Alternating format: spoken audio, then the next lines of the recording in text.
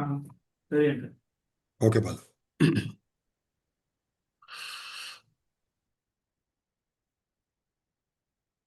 ఓం శుక్లాంబరధరం విష్ణుం శశివర్ణం చతుర్భుజం ప్రసన్నవదనం ధ్యాయేత్ సర్వవిఘ్నోపశాంతయే. అగజానన పద్మార్కం గజాననమహర్నిశం అనేకదం తం భక్తానాం ఏకదంతముపాస్మహే. ఓం గురుబ్రహ్మ గురుర్విష్ణు గురుర్దేవో మహేశ్వరః. గురు సాక్షాత్ పరబ్రహ్మ తస్మై శ్రీ గురవే నమః. అఖండమండలాకారం వ్యాప్తం యేన చరాచరం తత్పదం దర్శితం యేన తస్మై శ్రీ గురవే నమః.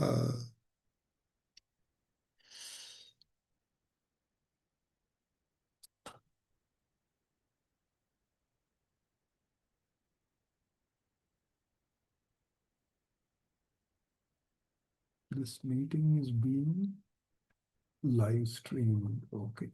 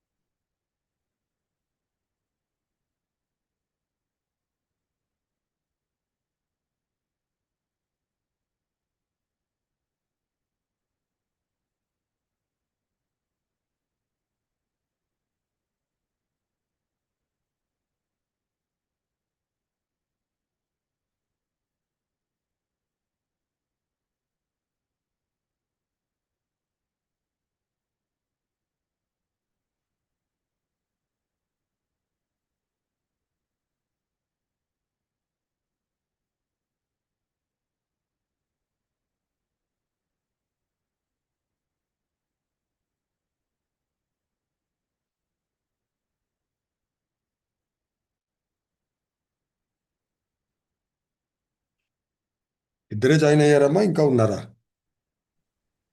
ఇప్పటికైతే ఇద్దరే జాయిన్ అయ్యారు అంకుల్. అలాగే. Okay.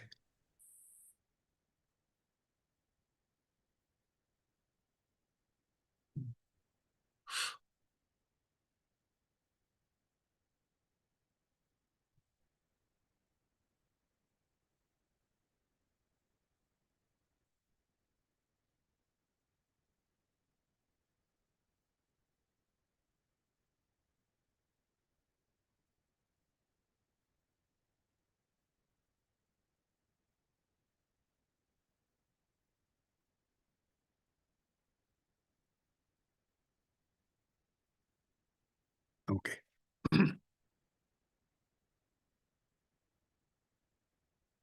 Om Shri Shri Shri Shivabalayogi Maharaj ki Jai. Yeah. So let us begin now. It's 7 o'clock.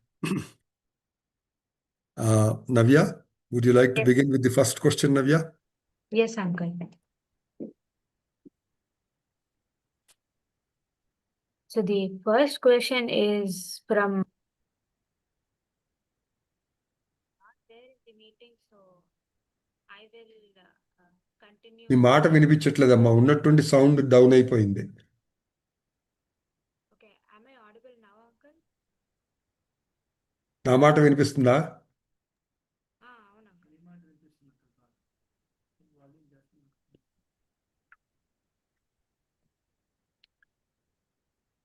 Balu, నా మాట వినిపిస్తుందా బాలు? వినిపిస్తుంది అంకుల్ మీది. ఓకే. నవ్యది ఒకసారి వాల్యూమ్ పెంచుతా ఉంది అంకుల్. అదే ఎందుకో డౌన్ అయింది ఉన్నట్టుండి. సరే. ಸ್ವಲ್ಪ ಜೋರಾಗಿ మాట్లాడు. ఓకే, ఇప్పుడు వినిపిస్తుందా అంకుల్? ఇప్పుడు బాగా వినిపిస్తుందమ్మా. రిపీట్ Okay, చేయండి మళ్ళీ Uncle. Questions. Okay, Uncle. So the first question is, are astral bodies subject to the laws of physics? Let us discuss more about astral bodies. Uh, we welcome those who have experienced or perceived their own astral bodies to share their experiences. Over to you, Uncle. Okay, Navya. See, this is a question from Manohar. And if you remember, I had explained that Swamiji said that he saw Lord Shiva and Parvati at the time when he completed his 12-year tapas and he had Bhagavat Sakshatkara. So at that time, when asked, how were they? How did they appear to you? How did they look?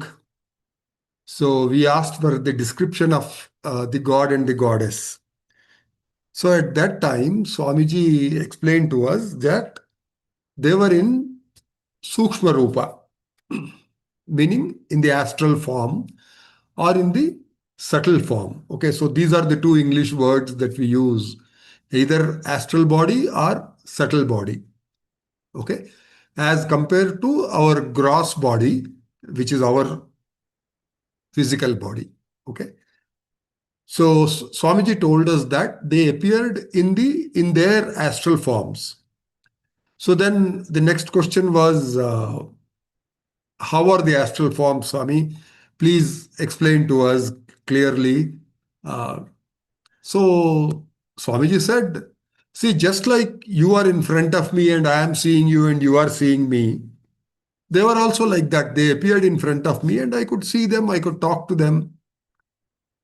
Okay, then one of the devotees again asked him, Swamiji, can we touch them? Can we feel them? Their bodies, the astral bodies, can we feel them? Can we touch them? Swamiji said, yes, of course you can touch them. Then the next question was, does that mean that they have blood and flesh and bones like we do? Like they have limbs like we do, eyes, ears, and hands and feet and all that? Swami said, yes, absolutely. They're exactly like our bodies only, but they're in the astral form. Okay. And then my younger sister asked him another question. Swamiji, does that mean that if we pinch them, will they also bleed? Then to our surprise, Swamiji answered, yes, Amma, they will bleed. Okay. Even the astral body, if pinched or if pricked with a needle or something, it will bleed. Okay. So the astral bodies have flesh and bones and including blood in their forms also. Okay. So this was very surprising to us. And that's what I described in one of the earlier satsangs. Okay, so that is when this question was asked in the WhatsApp on Zoom. Okay, so I mean, the way he put the question is, are astral bodies subject to the laws of physics? Okay, I think what he really meant was, I mean, I don't think he was referring to the laws of physics like, Newton's laws or Einstein's laws or the laws of gravity or anything like that.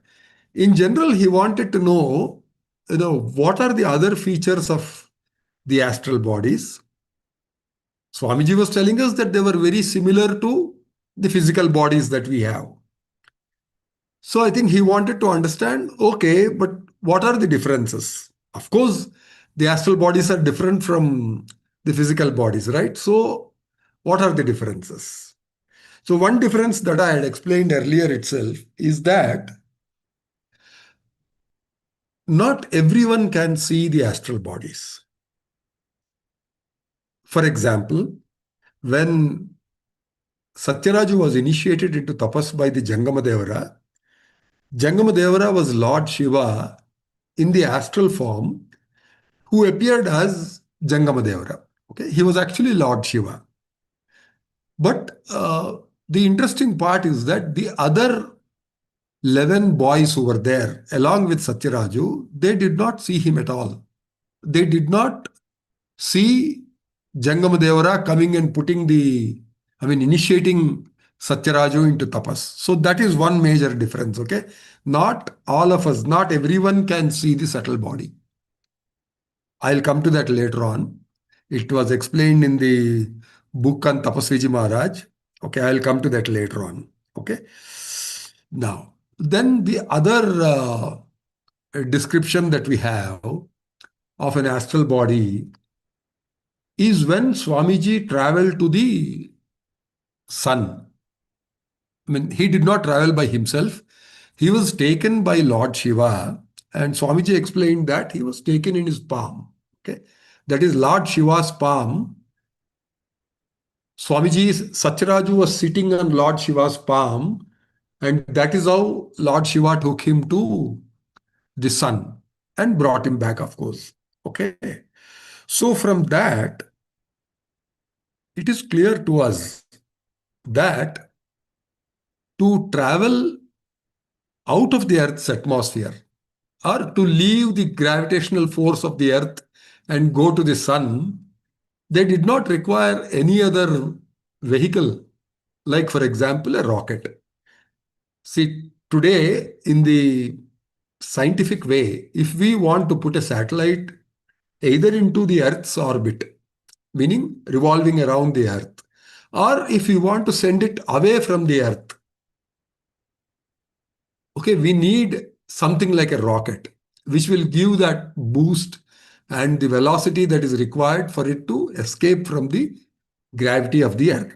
Okay, nothing like that was used by Lord Shiva to take Satyaraju to the sun. So from that, it is very clear that astral bodies travel by themselves. They don't require any other mechanism for propulsion, even for their travel from one planet to another planet or one star to the other star. So that is what is evident from Swamiji's travel to the sun, or Swamiji being taken to the sun by Lord Shiva. Okay. The other observation that I have from this experience of Swamiji is that, see, the distance from Earth to Sun, we know that it takes a few seconds, or I don't know the exact time, but it's not zero, okay? So in a very short time, in just a moment, Lord Shiva could take Satyaraju to the sun, our star, okay? So that tells us that the speed at which the astral bodies travel can be much faster than light, the speed of light. Okay.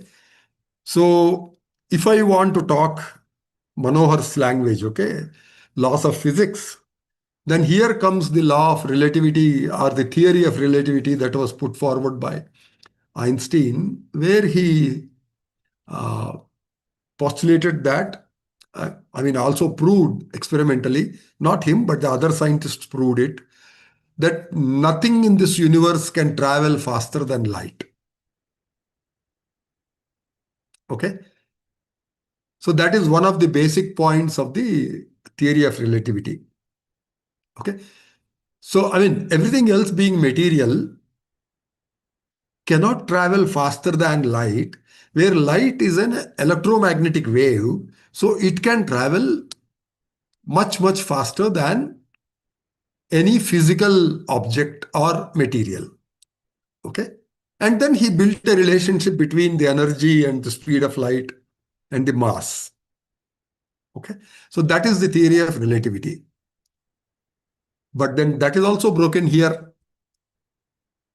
What I learned is that the astral body can travel at the speed of thought. Manovega, they say, no? That is the speed at which Hanuman is also supposed to travel. Okay? They can travel, I mean, the astral bodies can travel at the speed of thought. So, if you think of the sun, for example, how fast can your thought go to the sun? It's not limited by the speed of light, right? This is thought. This is not even an electromagnetic wave. It's thought. I don't know the nature of that, right? So that is another point that I wanted to make.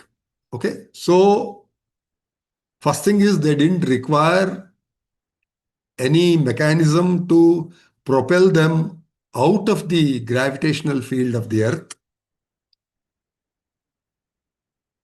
So that means they are not subject to the gravity. That is the first observation or inference that we get. Okay. The second thing is that they can travel, astral forms can travel much faster than the speed of light. That is the other point that we need. Okay. Now, see, one argument that we can make or one inference that we can draw is anyway, the astral body or the astral form is not made of any material, any physical material or substance, right? Therefore, it is not subject to gravity, is the inference that we can draw. But however, how does it explain what Swamiji said? He said that astral body also bleeds, right? It has flesh, it has bones, and it also bleeds. So, I don't know how to correlate these two together. Okay, right. Then there is another learning I got. There was a devotee by the name of Annapurnamma in the Adivarapeta area where Swamiji did the tapas, right? So afterwards, I mean, after Swamiji completed the tapas, then Annapurnamma fell very sick and there was nobody to take care of her because her family, her husband left her and her father passed away. Her mother also, I think, passed away after. So this is an incident that happened after her mother also passed away. Okay. So it seems she was very sick and she was lying on the bed.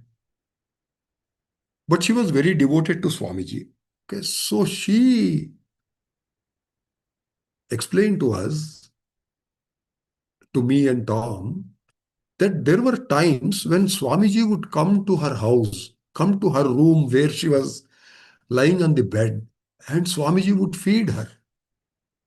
Okay, make her eat food because she was not having any food. Okay, and one of the points she made was that after the feeding by Swamiji. Okay, now this I am talking about the year 1996. So Swamiji was not in the physical body. So that implies that he appeared in front of her, or he manifested in front of her, in her presence, in his astral form. And then he fed her. But then the whole problem is because she could not cook the food for herself. So there was no food available, cooked food available in her house. Then Swamiji fed her food. Now, how is that possible? Was the food also astral? Astral in nature? I don't know. But she told us another point there, which is, it seems one day, late in the afternoon, somebody came to her house.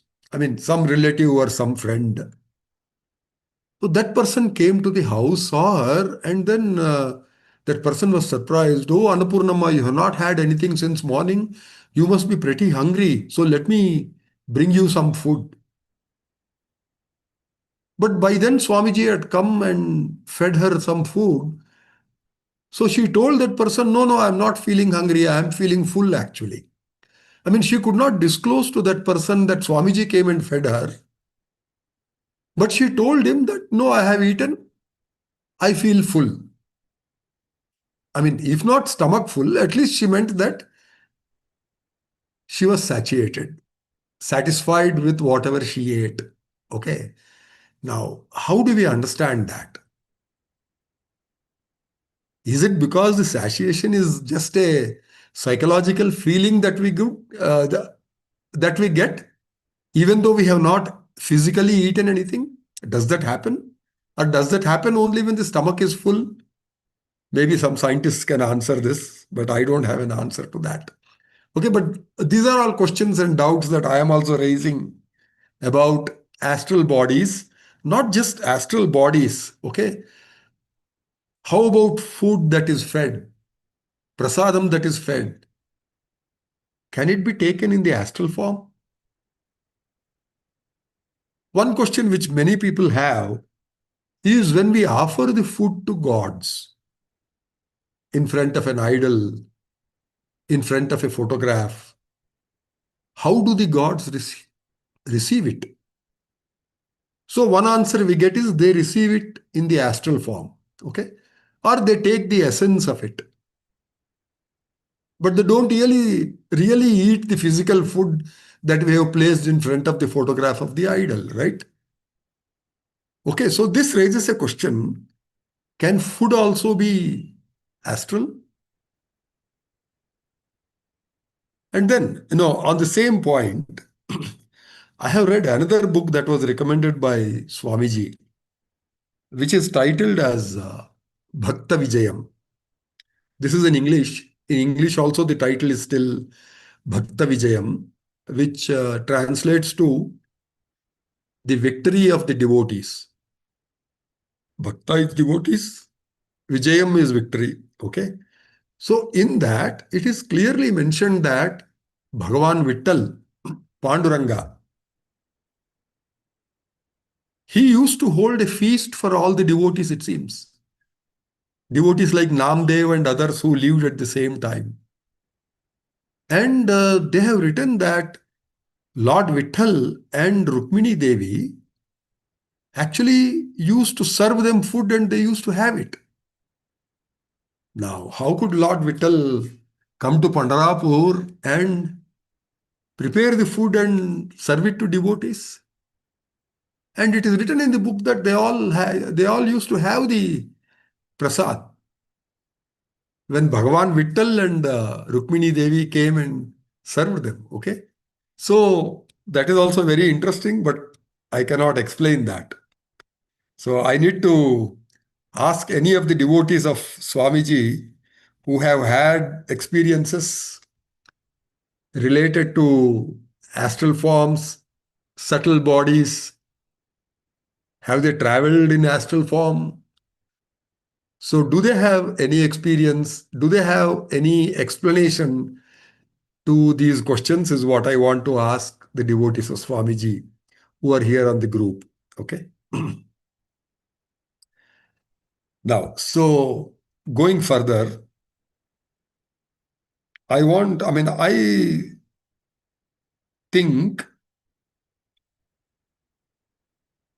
or let me put it this way, it should be clear by the end of this discussion that I am holding on the astral bodies, that there is definitely a big difference between the astral bodies of yogis and gods and normal beings like us. Okay.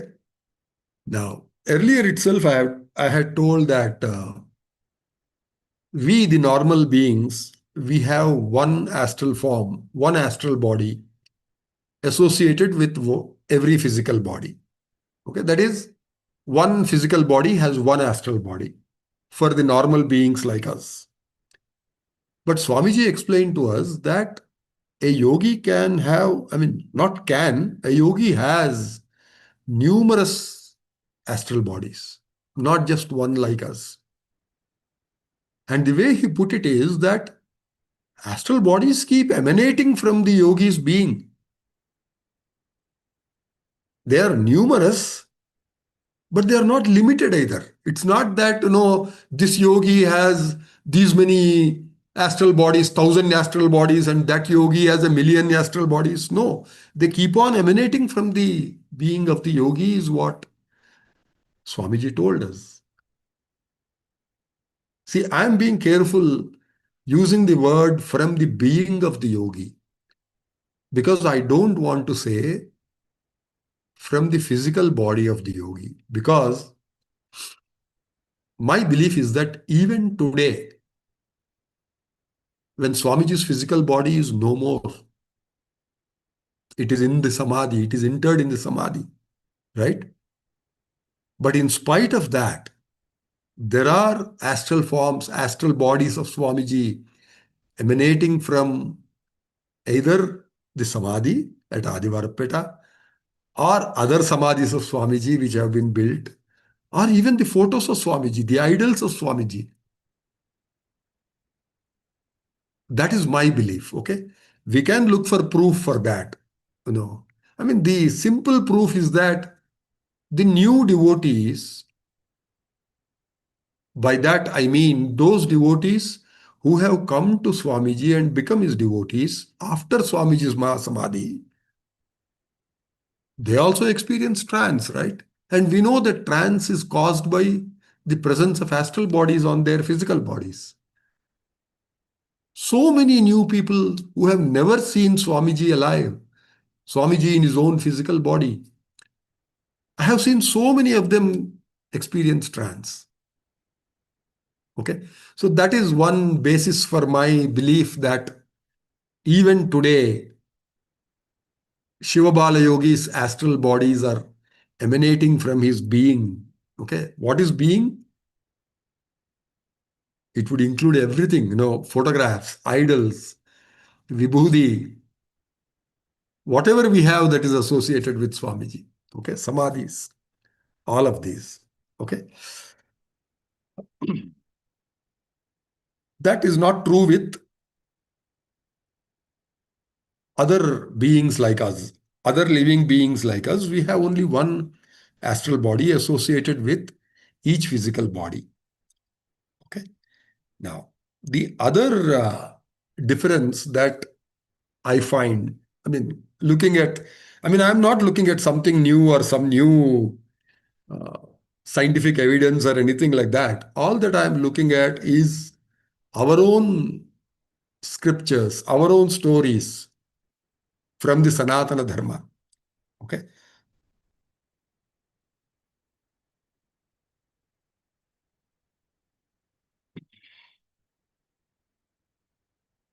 One example that I can think of is, actually one feature or one characteristic of the astral bodies of yogis and gods,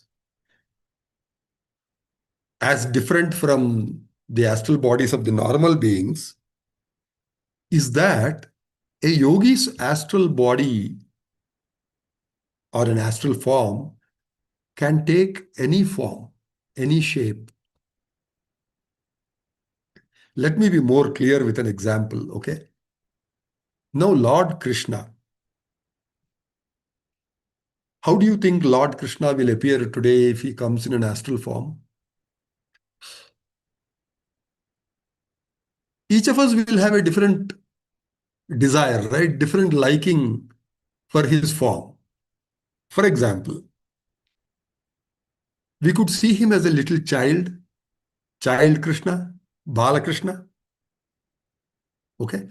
And that's what happened with Gopalarma.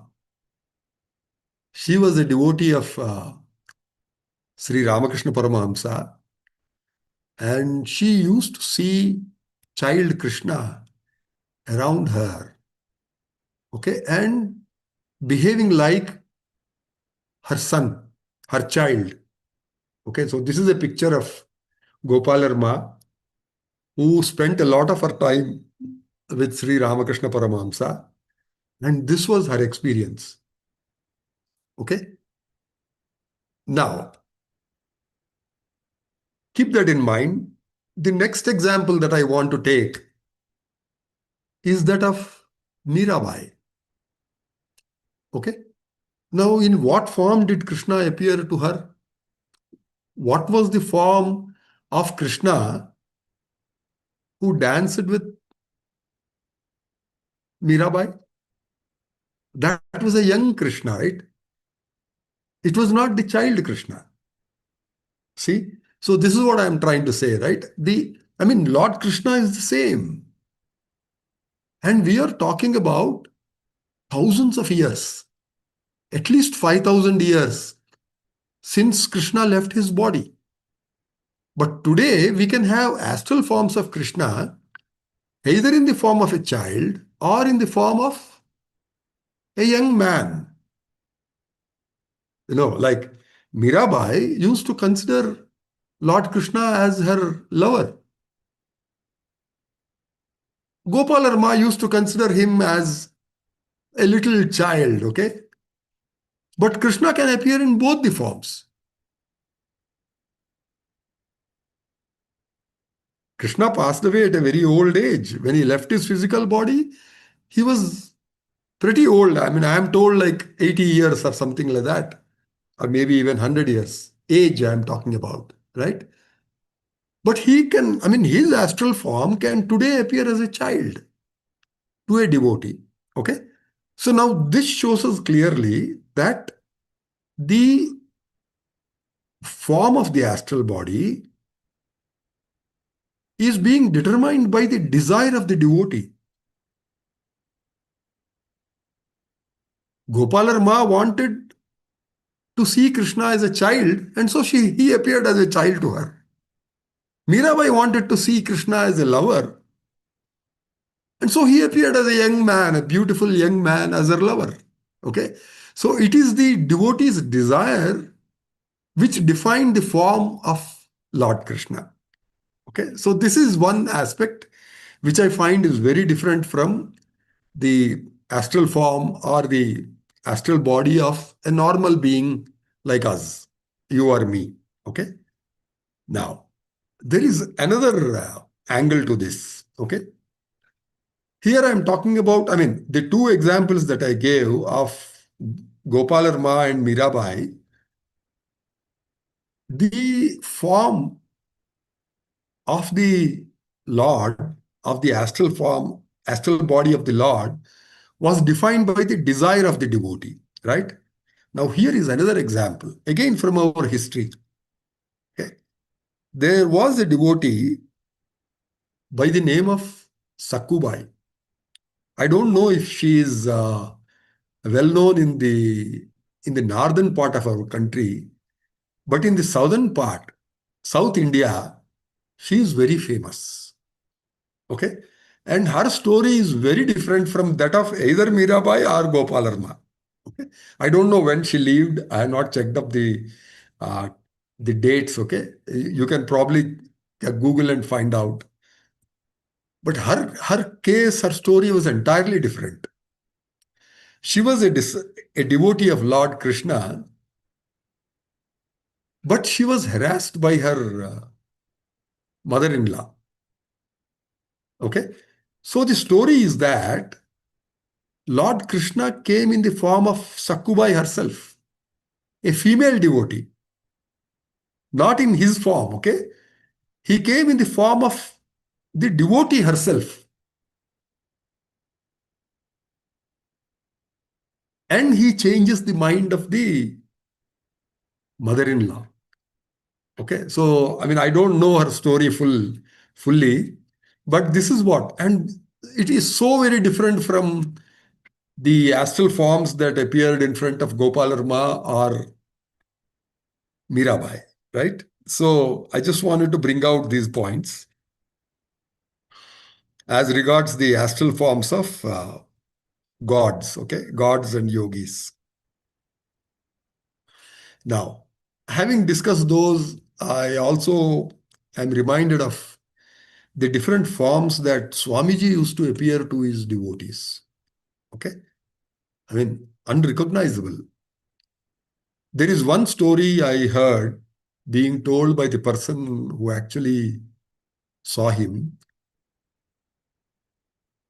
She told us, I mean, people who know Adivarapeta devotees, she is the wife of, was the wife probably, of Hindi master who used to live at the Adivarapeta ashram. I think her name was also Saraswati. And it seems one day a beggar came to her house and called her by her name, Saraswati, like that. Okay. Now we know very well that in our Indian custom, we don't address ladies by their name, and particularly as just by the first name. Okay. I mean, even if I have to call somebody named Saraswati, I would say Saraswati Amma. Not only me, everybody who is not her husband will address her as Saraswati Amma, Saraswati Ma, but not as Saraswati. Okay? But this lady tells us that this beggar, an old beggar who came to her house, he addressed her as Saraswati. But just by that, I don't know whether she recognized him because of her devotion, but just because he called her by her first name, she immediately recognized that this was Swamiji, come to test her. Okay? So then he comes to the house and he says, I want to eat a particular kind of mango pickle and dal along with rice, cooked rice. Okay? Now that particular pickle, which we call as avakaya, is considered to be a specialty in that region, that Andhra region, Godavari, Krishna, that region, Delta area.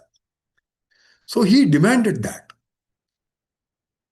So this lady immediately, I mean, even that was a clue to her. So, see, no beggar would come and demand the kind of food that he likes, okay? He will just come and beg, whatever you have, please give it to me. I am feeling hungry, that's all. But this beggar was different. And from that, she could make out that this was nobody other than Swamiji himself. Okay, then I don't remember the story exactly, but it looks like she directed her daughter-in-law, see, this beggar who has come, I think he is Swamiji. So don't refuse anything that he asks for. Give him whatever he asks for. Okay. So they gave him hot rice, served him hot rice, along with dal and the mango pickle, avakaya. Then that beggar demanded ghee along with that. Okay. Then he had the meal and he was very satisfied and then he left. Okay. Now this is one story. So Swamiji appeared as a beggar. And later on, she got a confirmation when she visited Swamiji and had darshan. Okay. I don't remember exactly how she got the confirmation that this beggar was Swamiji himself. There is another story. Again, Swamiji appearing as a uh, not really a beggar, but a fellow who roams around here and there, you know, a vagabond. So he came to the house of a devotee, and it seems he carried a bag, a shoulder bag kind of a thing. So he came there and he addressed the ladies there and told them, see, I just want to keep my bag here. I have some work in the town. So I'll come back and pick up the bag. So please let me keep the bag here. So immediately the master of the house, I mean the man of the house, he shouted at the ladies, it seems. See, such kind of vagabonds,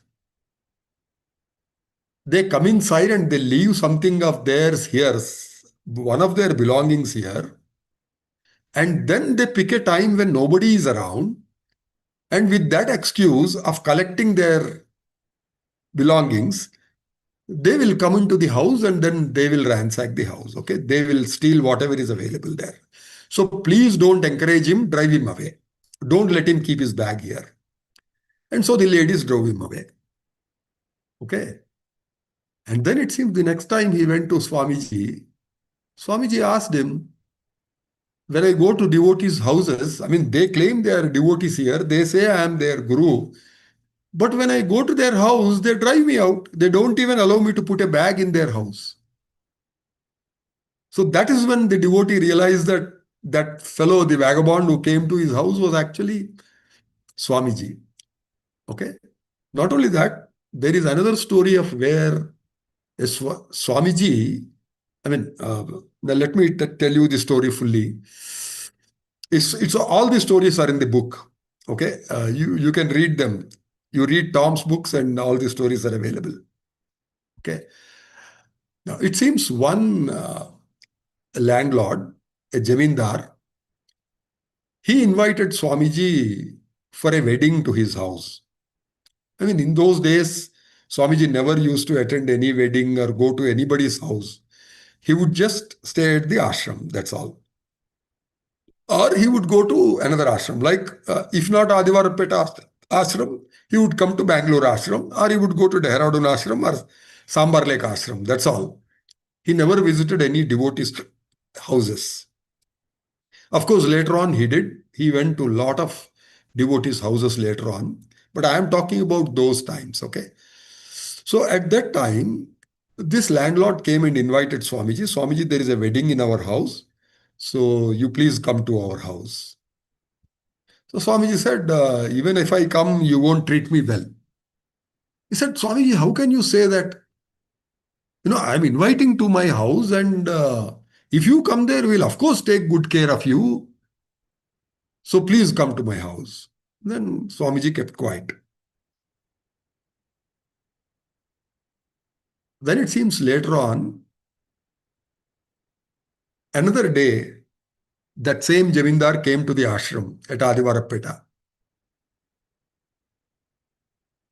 And then Swamiji complained to the other devotees who were there, look at this man, this gentleman. He invites Swamiji to his house for a wedding. And when Swamiji goes there, he beats him up with a stick. So that fellow was totally shocked. He said, Swamiji, how can you say that? How will I beat up Swamiji if he comes to my house? Please, please. And Swamiji said, no, there is proof. Then the devotees there, they narrated that one evening when Swamiji was sitting on the dais, suddenly he started crying, Abba, as though he felt a severe pain on his back. Okay, then he did that 2 or 3 times. Then devotees asked him, Swamiji, what happened? Why are you crying out like that? He was just sitting on the dais giving darshan, but he was crying out like that. Okay. Then it seems Swamiji simply told them, see, this is what happens. They invite Swamiji, and when Swamiji goes there, they beat him up. Then, and the devotee said, yes, that's what happened that day. We saw that Swamiji was struggling with a pain on his back. 2 or 3 times he was beaten. Then that landlord, he started wondering, and then he started discussing with his family members what happened that day. Then he came to know that that day during the wedding, when the feeding was going on, I mean, when the meal was being served, the wedding meal, it seems there was a buffalo there. It came there into that venue where the meal was being served, probably to eat those plantain leaves or whatever, they must have thought. But when they saw the buffalo, they tried to shoo it away. And because it would not go, they took a big stick and then they hit it with the stick. And those blows were felt by Swamiji in the ashram, who was sitting on the dais. Okay, so this is another story that we have. Now, let's go to another property of the astral forms, astral bodies. This is from the book titled Maharaj, which is a book on the life and the tapas of Tapasviji Maharaj. So there it is described that, I mean, I think it was told by Tapasviji Maharaj to the devotee who wrote the book. So he told the devotee that when he was doing tapas, during his tapas, one day 2 saints appeared inside his room. Okay. So then the devotee must have asked him, I mean, how can that happen? How can saints enter the room when it is locked? As we know, generally, tapasvis who are doing tapas inside a room, they lock the room and they don't allow anybody to come in while they are in samadhi. Okay. So this is what happened.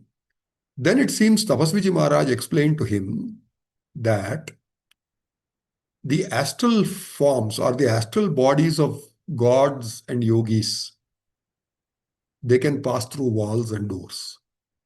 The walls and doors do not block them. They cannot be stopped by doors and walls. They can go through walls, go through doors. Okay. So this is what was told by Tapasviji Maharaj himself. Now we have an interesting story of Swamiji himself doing that. Okay. Now this is an experience of Yashodakka. I mean, we call her Yashodakka because she lived along with us for several years. She is Yashoda from Sri Lanka. Okay. Now, this story happened much before Yashoda actually met Swamiji. She didn't even have darshan of Swamiji. Okay. But what happened was, she was praying for a guru. Praying to whom? Just to general God. Okay. Saying that I need a guru. So please send me a guru. I mean, this was advice given by her brother, her elder brother. So she took the advice and she started praying to God, saying that I want a guru. Then in those days, it seems, I mean, she herself told us, sometime in the middle of the night, when she was asleep, suddenly she woke up and then she found a man there inside the room. Okay, and this man was with a lot of hair, jatas and beard and mustache and all that. Very fat, with a big belly. Okay. And the surprising thing was he was just wearing one kaupinam, like Swamiji did. Balu, a photo is unda balu.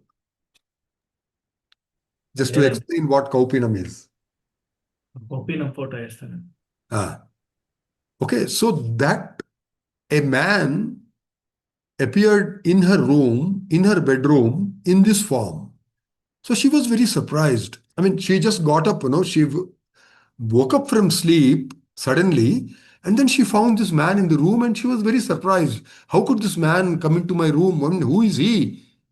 And what business does he have here? And okay, now that surprise was because she used to sleep alone in her room. So that bedroom was exclusively her bedroom. Nobody else slept in that room besides her. And then what happened? A little later, she again got up to go to the bathroom, to go to the toilet. So that is when she realized that the door was locked. The door to her room was locked. And then it occurred to her, oh my God, my room is locked, my room's door is locked, and still I could see that person inside. So how could he get in? I mean, she could not recognize the person at that time. Okay. But these are the features that she describes: matted hair, beard and mustache, and also wearing only kaupinam, nothing else, no other clothes, standing in front of her. Okay. Then she started wondering, who is this person? Why did he come to my room? But then what kind of a person is he? Because he could get into my room when the door was locked. Okay. It was only much later that she recognized it was Swamiji when she had Swamiji's darshan at the Dehradun ashram. Okay. Even there, just a little bit of an interesting thing. It seems the first 2 days, I mean, she was taken there by force to take initiation into meditation. Okay. I mean, she didn't like that. I mean, she thought these, they are normal human beings, they are fake saints. And on the pretext of giving dhyan, meditation, and all that, they cheat devotees, they make a lot of money. So, this was her impression of godmen. Okay. So, during that time, she was taken forcibly to Dehradun ashram to take initiation into meditation from Swamiji. So reluctantly, she took the initiation. But the day she took the initiation, she saw Swamiji, but she could not make out who he is. The next day also she saw Swamiji, but again could not make out who he was. Okay. So she tells us the third day, while she was there still in the hall, still in the Dhyan Mandir, Swamiji got up from the dais to walk back into his room. So that is when she saw Swamiji standing. And that is when she recognized that, oh my God, this person is the same person whom I saw in my bedroom several months ago in Sri Lanka, in my country. Okay. So that is how she recognized Swamiji. And of course, later she became totally dedicated to Swamiji. She spent all her life serving Swamiji. Okay. So this is what the astral forms can do.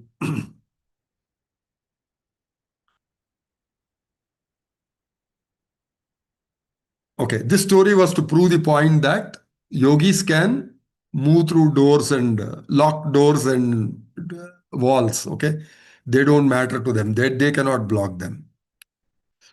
Now, there is just another aspect of the astral bodies that I wanted to describe. Once Swamiji was asked, I think this was also in the US, in America. So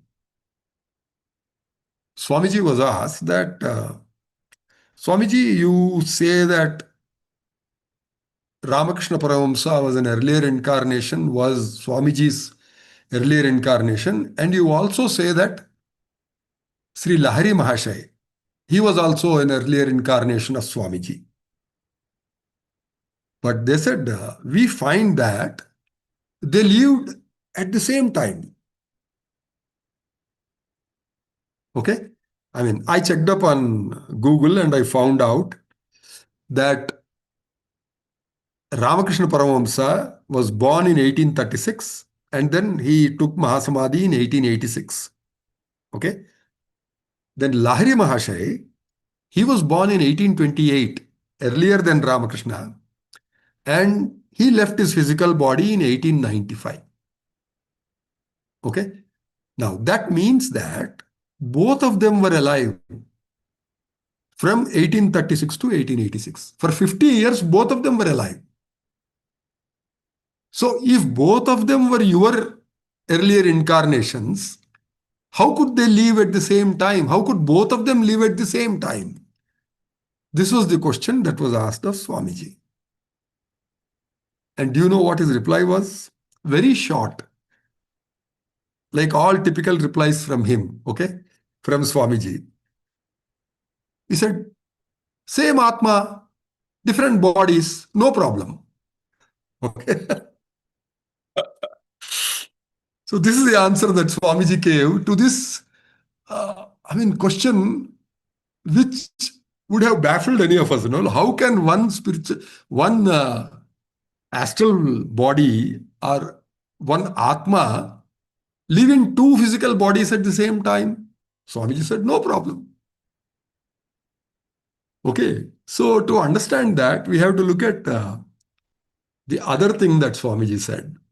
Swamiji told us that unlike us, the normal beings, the yogis and gods have numerous astral bodies, not just one like us. Okay? So, my explanation or my understanding to Swamiji's answer is that the same Atma, but two different astral bodies, one in the physical form, physical body of Lahiri Mahashay, and one in the physical form of Sri Ramakrishna Paramahamsa. So that is quite possible. There is no contradiction or mystery there. Okay? I mean, the whole thing is a mystery for us who don't understand what astral forms are. But to Swamiji, it was quite clear. No, there is no problem there. One Atma, two bodies, no problem. So this is what the answer that Swamiji has given. Okay? So so let us look at the other example, again with Swamiji himself. Bhagavan Nityananda Maharaj of Ganeshpuri. I mean, actually, he was born, I learned, in Kerala, okay? But he came to Ganeshpuri in Maharashtra and he settled there. Okay, he was born in 1897. And he took Mahasamadhi on the 8th of August, 1961. Does that ring a bell? It should, because our Guru, Swamiji Sri Shivabalayogi Maharaj, completed his 12-year tapas and had the Bhagavad Sakshatkara just one day earlier to that, which was he came out of tapas. He had Sakshatkara earlier on the 1st of August, but he came out of the tapas and he gave darshan to a multitude of people on the 7th of August, 1961. So that day is considered the day of completion of tapas of Swamiji, 12-year tapas. Okay? Now, so that means that from 1935, the year in which Swamiji was born and named as Satyaraju, until 1961, Nityananda Maharaj was also alive and Satyaraju was also alive. Swamiji as Satyaraju, I mean. Okay, so how is this possible? Same thing again, right? Same Atma, but two different physical bodies, meaning two different astral bodies, one occupying each of the physical bodies. Okay. Now, again, let me extend this a little bit by other examples. This that I am describing now, one Atma, two physical bodies. That feature is not unique to Shivabalayogi. Okay. I mean, if we go back into history a little bit, we ourselves will find that Sri Rama, Lord Sri Rama, the son of Dasharatha, and Lord Parashurama, the earlier incarnation of Mahavishnu, okay, they both not only lived at the same time, they met each other, Sri Rama and Parashurama, okay. And the story that we know is that when Parashurama learned that a young prince by the name of Rama had broken the bow of Shiva, see, to marry Sita Ma, Rama had to string the Shiva bow, and while he was trying to string it, it broke down. Okay? So this news spread, and when it came to Parshurama, he came to check who this young prince is. I mean, how could he break the bow of Shiva? And then he met Lord Rama. At that time, Rama was a young boy, okay? Young man. So it seems he offered his bow, which is called the Kodanda. In Telugu, we call it Kodandam. So that Kodandam bow was offered to Lord Sri Rama by Lord Parashurama. And there was a challenge. He challenged Lord Rama to string it. This is Vishnu's bow, so you please string it and show it to me. Okay? And it seems Lord Sri Rama could very easily string it. So the story goes that is when Parashurama realized that he is also an incarnation, a Mahavatar, who Lord Rama. And then he gifted the bow to Lord Rama. So that is how Rama became Kodanda Rama, because he got the bow named as Kodandam. Okay. So they both lived at the same time. Rama and Parashurama, both were incarnations of Mahavishnu, but they lived at the same time. Okay. Not only that, see, we know that Parashurama was also the guru of Dronacharya. Dronacharya was the guru who taught archery to the Pandavas and the Kauravas. Okay, we all know that story. But Dronacharya's guru was Parashurama. Okay, not only that, there is another story in Mahabharata itself. See, from Ramayana, I have come to Mahabharata. Okay, in Mahabharata itself, there is another story wherein they say that Karna was also trained in archery by Parashurama. Okay. Now, so that means that Parashurama was still alive when Lord Krishna was there during the Mahabharata. Okay. Now, there is another saying, actually, in the it's there in the book titled Maharaj of Tapasviji Maharaj. So, in that book, it is written that Parashurama is alive even now, today. In this age also, he is still there. So, he is considered one of the Chiranjeevis. He lives forever, like Hanuman. Okay.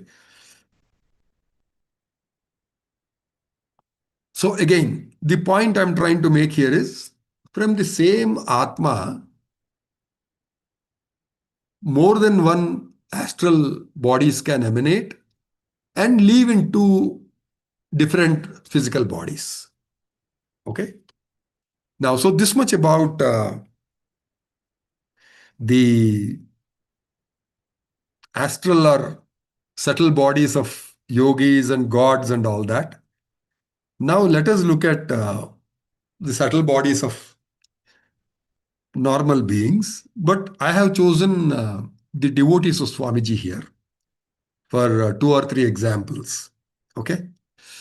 The first example is that of the mother of a very close devotee, a very long time devotee by the name of Dorai Swami in Bangalore. Okay. He served Swamiji for a very long time. Uh, Even today, he is one of the trustees of the trust established by Swamiji. Okay. So when Swamiji was leaving for his second trip to the UK, to London. Okay. The first trip was in 1987. The second trip was in 1988. So this lady's name, that is Doraswami's mother's name, was Mangamma.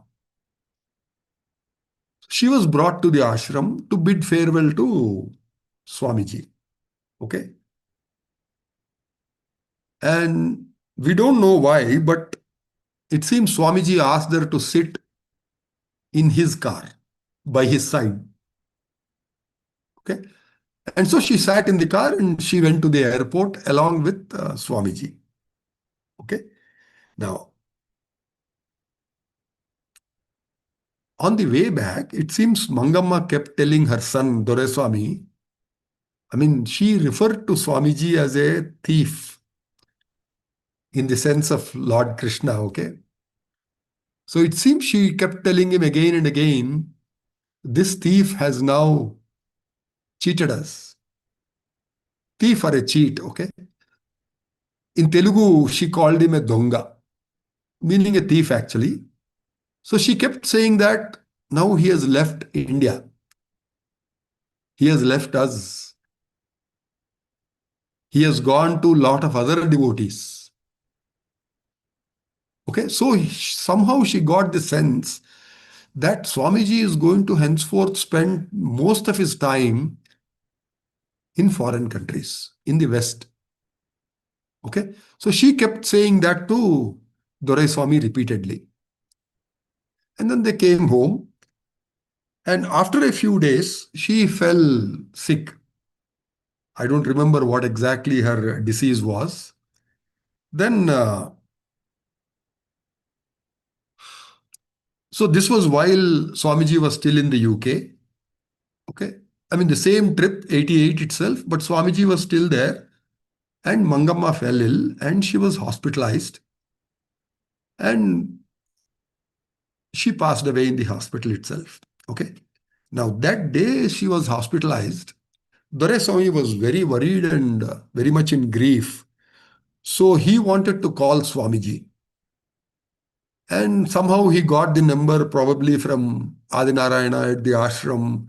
And then he tried to call Swamiji. You know, you remember in those days, we couldn't call directly any other country number. So we had to book a trunk call. And the trunk operator will try to call that number. And when that number is available, when that person is available, he will call us back and let us know and then connect us. So this was a long procedure that had to be followed in those days. Okay. So Doreswami kept trying to call Swamiji, but he could not. I mean, he could not reach Swamiji by phone. Okay. And in the meanwhile, his mother passed away. So he kept trying. He knew that his mother has passed away, but he kept trying because, I mean, he was in grief. Okay. So he thought at least speaking to Swamiji will give him some solace. He loved his mother dearly, so he wanted to tell Swamiji and at least ask him to take care of her soul. So he kept on trying to contact Swamiji. Okay. Ultimately, he got Swamiji on the call. And so he started talking to Swamiji. He said, Swamiji, my mother has passed away. Then it seems Swamiji was surprised. Then he told Doreswami, no, Doreswami, I saw her here in London. She came to the program today. And then Doreswami said, no, Swamiji, We admitted her to the hospital and she passed away in the hospital. Her dead body is in my home. We have taken the dead body. Swami said, no, I saw her in my program today. She came to the program, she stood in the queue, and she came and had Swamiji's darshan. I saw her. I thought that you had brought her here because she wanted to have Swamiji's darshan, and somehow you could not inform me. So I was looking for you. Where are you? Where is Dorai Swami? His mother has come here. She couldn't have come alone. So Doraswami would have brought her here, but I don't see Doraswami. So I was still wondering. Okay. Then Doraswami had to repeat again, saying that Swamiji, my mother has passed away. Her dead body is at my home. And no, she didn't come to London. Okay. This is one story. Okay. There is a similar story of another old lady. We used to call her as Namala Ajji. Okay. Habalu. Chubichabalu. See, it is the lady whom you see wearing a green sari. Okay. The old lady wearing specs and a green sari. She used to do that work in the ashram. This photograph was taken in the ashram itself. Okay. So she used to do the work of preparing the garlands out of the flowers for the gods. Okay. So she came and she lived in the ashram. See, not everybody got permission to come and live at the ashram. Very few people got it. And it was Swamiji who decided who gets to stay at the ashram and who doesn't. Okay. I know of many other people who came and asked Swamiji that they wanted to stay in the ashram. Swamiji refused. But this lady got the permission. She was actually a devotee of Lord Mahavishnu. Okay. And she used to apply a namam. That is why we used to call her as Namalajji. Okay. Now, after living for a few years at the ashram, she fell sick. So when she was sick, then Swamiji summoned her brother to the ashram. And we had to tell him, see, your sister is sick. So please take her and get her treated. Okay. So he took her and then he admitted her to a hospital. And then a few days later, the devotees in the ashram received a call saying that Ajji, Ajji actually means in Kannada, grandmother. So because she was aged compared to all of us, we used to address her as Ajji. So Ajji's health is very bad. She is very serious. That news we got. Okay, so the other Jagadish, then there was another Jagadish who lived in the ashram along with me. Most of you know him. He's also called G Jagadish. His initial is G, but he's also called Gundu Jagadish, and many people know him by that name. So he was asked to go and take a look at Ajji. Okay, so Gundu Jagadish went to the hospital to see Ajji. Then Ajji passed away that day. So he came back to the ashram and he wanted to inform Swamiji that Ajji had passed away. Okay. So he learned that Swamiji was in the balcony. People who have been to the ashram will know that on either side of the hall there are balconies. Okay. So what used to happen was the door to the Dhyan Mandir was kept locked through the day. Only in the evening it will be open so people can get in and have darshan of Swamiji. We used to go and do the bhajan and all that. But during the day, it used to be kept locked so that Swamiji could come out from his room and walk around in the Dhyan Mandir and also in the corridor, also in the balconies. So what Swamiji used to do was, he used to hide in the balcony and then supervise what all activity is happening in the ashram. Okay. Now, so Gundu Jagadish, who came back to the ashram after Ajji passed away, he learned that Swamiji is in that balcony. Okay. So through another back door, he entered the building complex. He went up to the hall and he was approaching Swamiji, because our practice is every time we see Swamiji, we fall at his feet, we do pranam to his feet and then talk to him. Okay. So he was approaching Swamiji to touch his feet. And suddenly Swamiji started shouting at him, "Hey, who opened that lock today of the hall? The door is open, I think." Then Jagdish was perplexed, because he had come there to inform Swamiji about Ajji's death. Okay. But Swamiji started shouting at him, "How come that door is open today? I have seen Namalajji come here. She just walked in here." So, I mean, the rule was that when Swamiji was walking around in the hall or in the balconies, no one else was supposed to go there without his permission. Okay. Now, Gundu Jagadish could go there because he had some news to deliver to Swamiji. So he went there.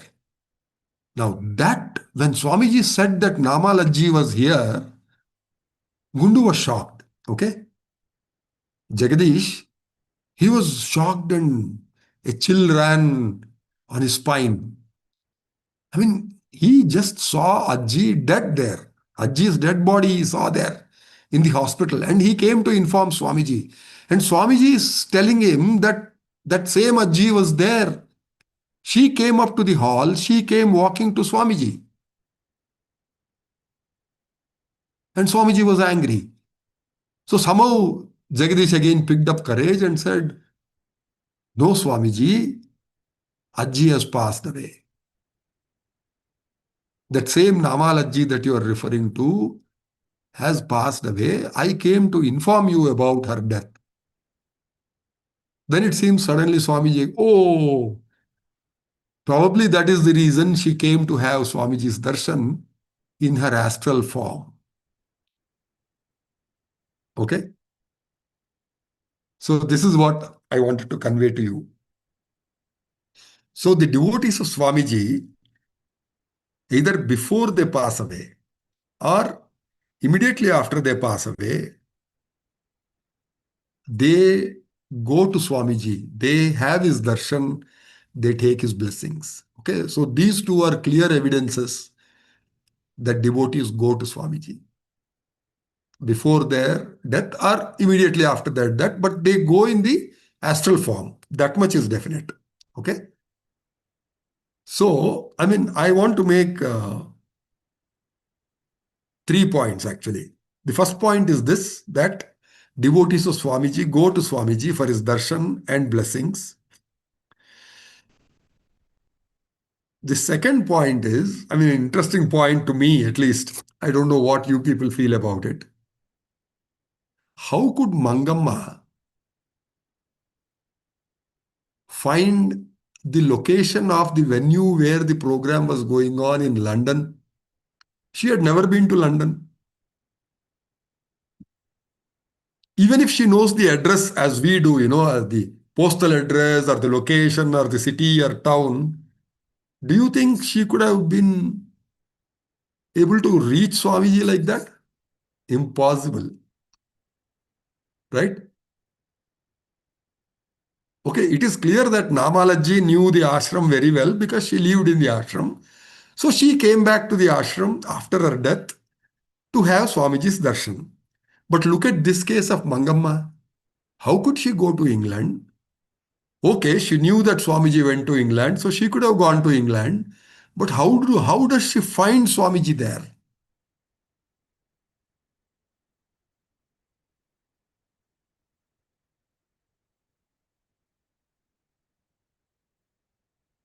Okay, my answer to that is, again, this is my answer.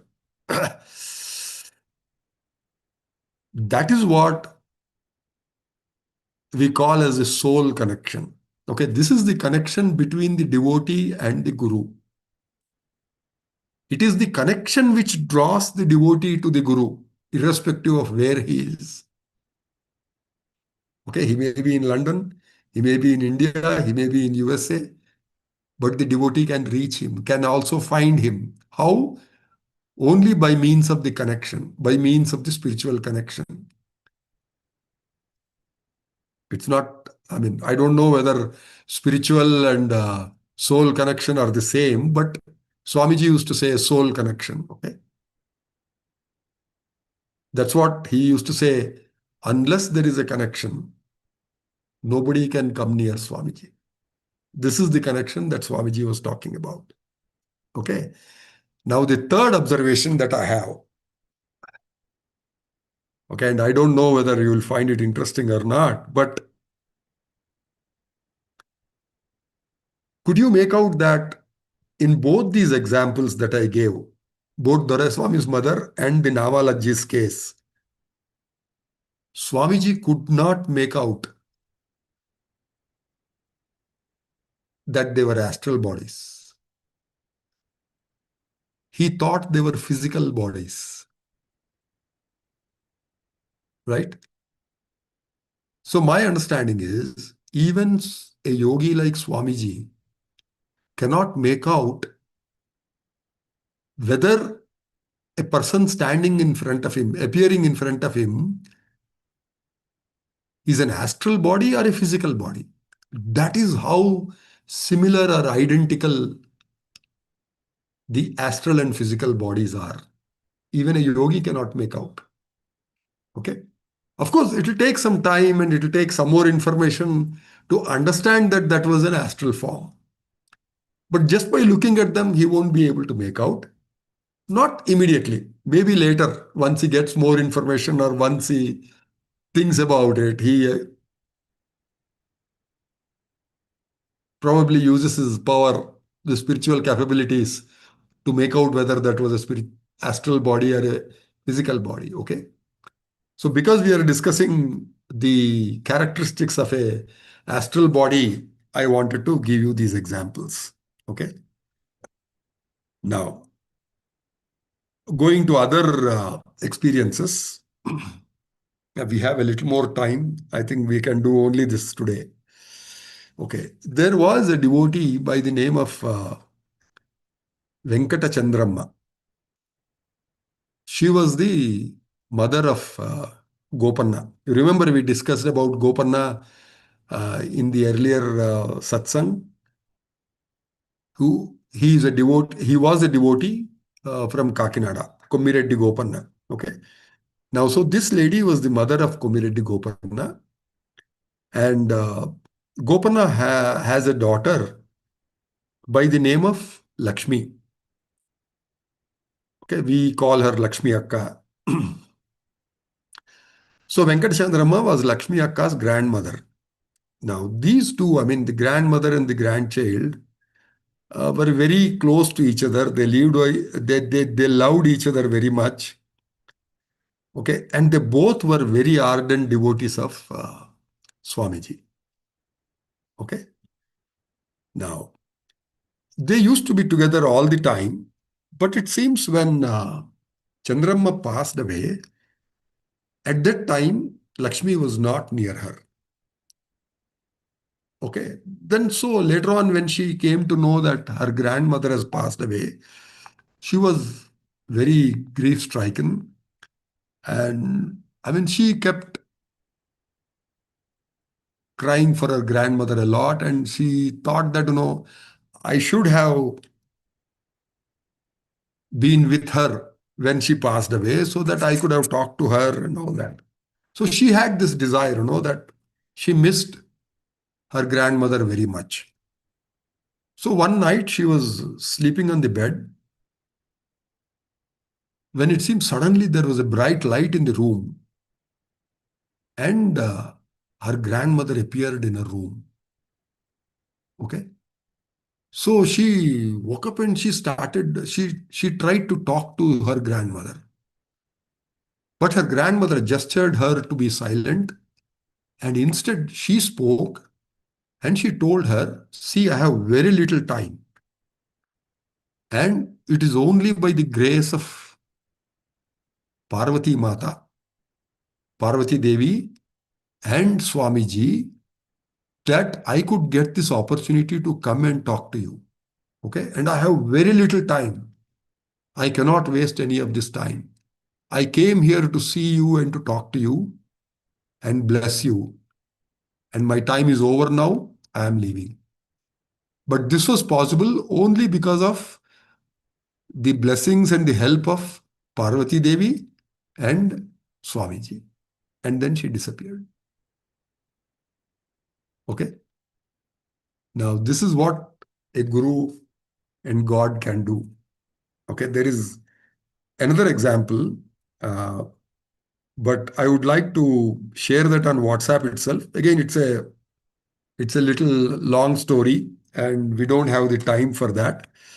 So I will share this story on WhatsApp in the same group, in the Satsang group.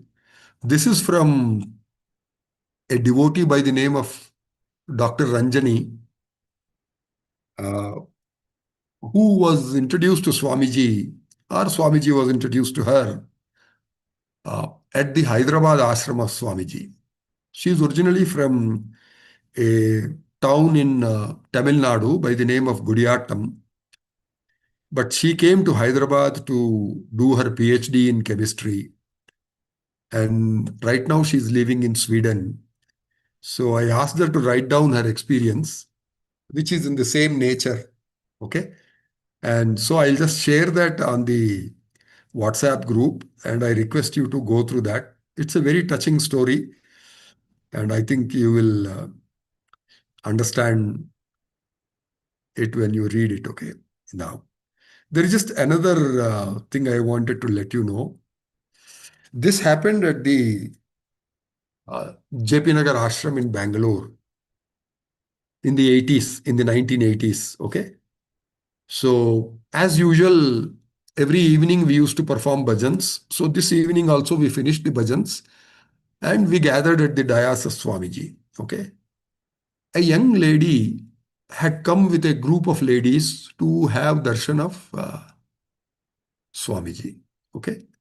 And as she approached Swamiji, she started shaking. You know, her arms were shaking and her head was shaking like this and all that. And we were surprised to see, why a young lady is behaving like that.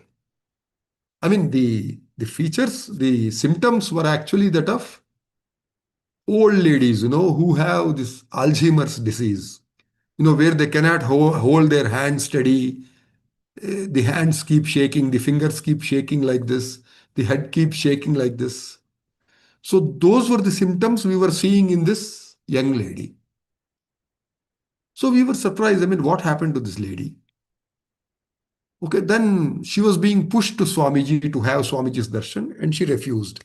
She tried to go back. Okay, but her relatives or friends, whoever brought her to Swamiji, they pushed her to Swamiji.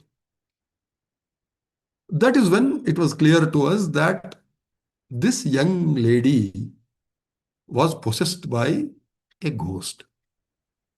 Okay. And the ghost happened to be that of a very old lady who had the Alzheimer's disease. So that was the reason this young lady was also shaking and shivering when the ghost possessed her. Okay, so ultimately when she was pushed to Swamiji, uh, Swamiji talked to her. Actually, Swamiji was talking to the ghost on her. And Swamiji said, leave this young lady. Tell me what do you want, and you have to leave this young lady. So that old lady refused. I mean, the ghost refused. He said, no, I'm not going to leave. I'm not going to leave her. Then Swamiji talked to her nicely, and then he asked for a banana, and then he peeled the banana by himself, and then he gave it to the lady, saying, have this banana and then you leave. Of course, it was a blessed banana. Swamiji blessed it and then gave it to the young lady. The young lady refused. She didn't want to eat the banana. Okay. But her relatives held her tightly and forcibly made her eat the banana. Okay. After that, Swamiji's attendant, Venkat Raju, he took some vibhuti blessed by Swamiji again. So Swamiji blessed some vibhuti and gave it to him. He applied it on the brikuti of that young lady. Okay. Immediately, within moments, that young lady lost consciousness and fell down. Okay. I mean, the others were holding her, supporting her. Then, after a little while, she came back to normal consciousness and she was behaving normally. No shaking, no shivering, nothing. Okay. So, apparently, the ghost had left her. I don't know whether she again caught her or not, but this incident is what happened in the hall, and we were all witness to that. Okay. Now, the point I'm trying to make here, again, because we are trying to understand astral bodies, okay, is that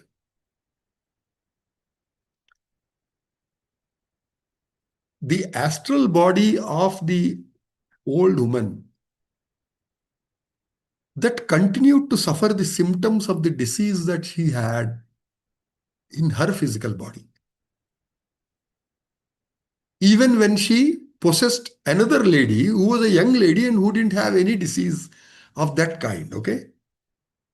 So I was very surprised that the symptoms that people have in their old age, those symptoms continue with the astral body. Okay. I was surprised. So I just wanted to share this experience. I mean, share what we witnessed there in Swamiji's hall during the darshan time. Okay. So I think it's time now. So let us open to any questions, Navya. Anything that people want to say or ask? We have a couple of questions from YouTube Live, Uncle. Yeah. It is related to astral body only. Okay. So we have kind of conversation. So I'll read it out. Please.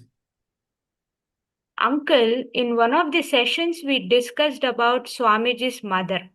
Ha. During her final stages, when Ha. she fell near bathroom, Ha. how many hours was she in bathroom? Swamiji many times come in astral body to help. Mm. I had doubt she did so much service. Why didn't he come in astral body and help her? Mm. I remember reading something like his concentration was somewhere else, so people from Yamaloka took advantage of it. Yeah, that's correct. Okay. Now see, And yeah. uh, Yeah, go ahead, there is Anya. again, yeah. Was he limited by something that prevented Swamiji coming in astral body and helping? Okay. May I know who asked this question? It's an anonymous user, Uncle. Anonymous Name user. is not clear. Okay, fine. I mean, they don't want to disclose their name, then that is fine with us. We don't insist on anybody disclosing their names. Okay, see, I can answer this question on the basis of another answer that Swamiji gave. Okay, this was in the US. I mean, actually, I would like to give you two answers. Okay, the first thing is, I mean, first thing not by time, but then I choose to give that answer first. There was an interview taken of Swamiji in February 1993 in Bangalore. Okay, so in that interview, I have the transcript of the interview. In that interview, a, devote, a devotee asked Swamiji about people who are dying and Swamiji saving them. Okay, then immediately Swamiji replied saying that Swamiji does not interfere with nature. Meaning, that is, if a person is destined to die at a particular time, Swamiji is not going to change that. Swamiji is not going to interfere in that and then make that person live longer. Okay. But then this devotee insisted, but Swamiji, we know that, you saved the lives of a few people. How come you are saying this? Then Swamiji explained that, see, those few people whom Swamiji has resurrected or given them a second life, or that's what we think, those were untimely deaths. Okay? Meaning dying by accident or something like that. Okay? Now, such deaths Swamiji can avoid and help them, but not a normal, natural, destined, timely death. I hope I am clear. Okay? So in such cases, Swamiji is not going to interfere. Although he has the power, the yogi, as a yogi, he has the power to prevent that devotee from dying, but he doesn't do it. That is the first answer, Amma. Now, the second answer I want to give is a little more complicated. If you have read Swamiji's book, I think obviously it is obvious that you read Swamiji's books. Now, you should remember the incident of Pichaya, a devotee of Swamiji, a disciple of Swamiji. Actually, he is called a tapaswin disciple of Swamiji because he performed tapas. And he died while performing tapas. And you know how he died? It's there in the book. He was poisoned to death. Okay? And why was he poisoned? Not by his enemies. People who were with him, it seems they wanted to check and test whether this tapaswin disciple of Swamiji is a genuine disciple, genuine spiritually, inclined person, or he's just a fake person trying to gain popularity or fame by doing this tapas. So this fellow, poor fellow, was just doing his tapas, that's all. He did not interfere with anybody. He did not claim anything. He was just silent and in samadhi all the time. But these people, I don't know for what reason, they just wanted to check whether he was a genuine yogi or not. I mean, who the hell are they to check him? I don't know. Okay? But with that intention, they made him drink poisoned milk. And now I come to the point, okay? That was not the first time that they gave him poisoned milk. That happened even earlier. And Swamiji told us that 3 or 4 times he was given poisoned milk just with the same intention of establishing his genuineness as a spiritual person, okay? And Swamiji had to protect him. And Swamiji did protect him. So although he drank the poisoned milk, he did not lose his life. Then Swamiji was asked, then what happened when he actually died? He could not be protected and he died. So why did you not protect him the last time? Then Swamiji told, Swamiji's answer was, see, when the last time they gave the poison to Pichaya, Swamiji was in tapas. Not the 12-year tapas, not even the 1-year tapas from 68 to 69. But in between, he used to perform a 45-day tapas like that. Okay. So he was in tapas. Like, for example, when there was a war between, India and Pakistan, during that war also Swamiji went into tapas. He performed tapas for a short period. Okay. So then Swamiji explained to us that he was performing tapas during that time. And he explained to us that had he tried to save Pichaya during that time, 1,000 soldiers who were fighting the war, they would have lost their life. So it was to protect those soldiers' lives that Swamiji was doing the tapas. Again, we checked up. This was not, I mean, that duration, that time when Pichaya passed away, there was no Pakistan-India war. So this was probably some other war somewhere in the world. We don't know exactly where the war was happening. We can find out, we can check Google and see where the war was happening. But Swamiji was performing tapas to make sure that the loss of life in that war was lower. And he told us that had he tried to save the life of Pichaya during that time, his tapas would have been disturbed. And many other lives would have been lost. So he had to take a call, should he let Pichaya die, his disciple who was doing tapas, or should he let the soldiers die? Soldiers or whoever it is, it could be even civilians who were at risk, maybe because of some bombs, I don't know what. He didn't explain that clearly, but he said it was a call between the lives of so many others and his disciple Pichaya. And you know what's the rationale by which he took that decision? He said, a person who is doing tapas, if he passes away while doing the tapas, it's guaranteed that that person will again take birth and continue the tapas from that point onwards. I mean, in other words, Swamiji had the assurance that Pichaya will again be born, will again perform tapas.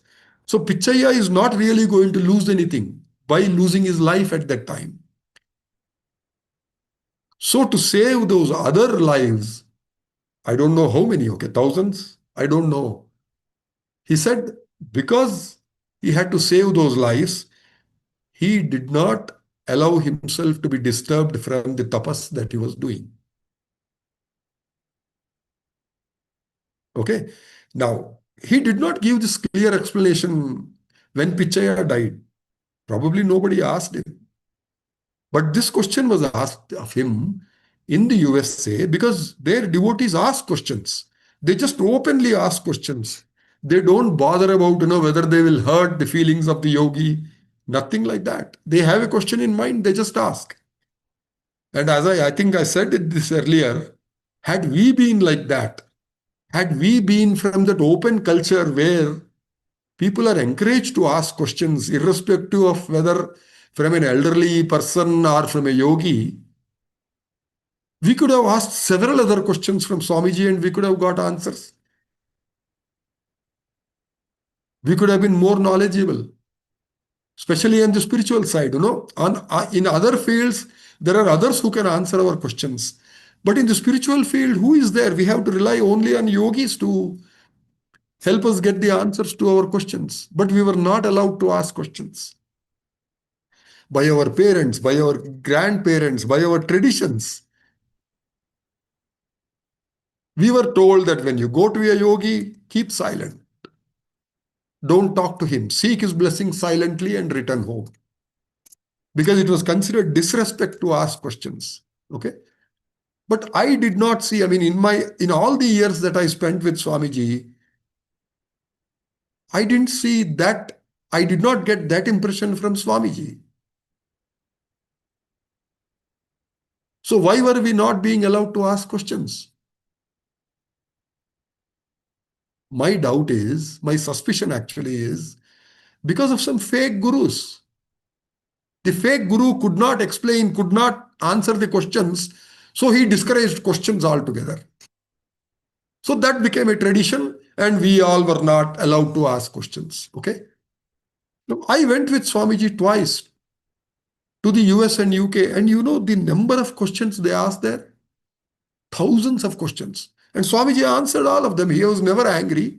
He never cursed them for having asked questions. I have seen it in India also. Indians ask questions.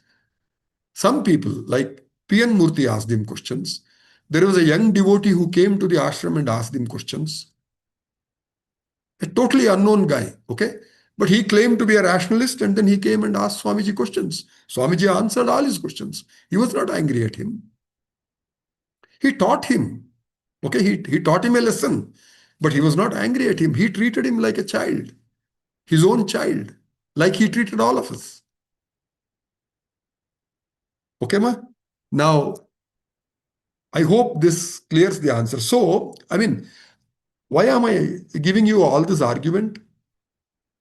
Had we asked Swamiji, Swamiji, why could not you save your mother?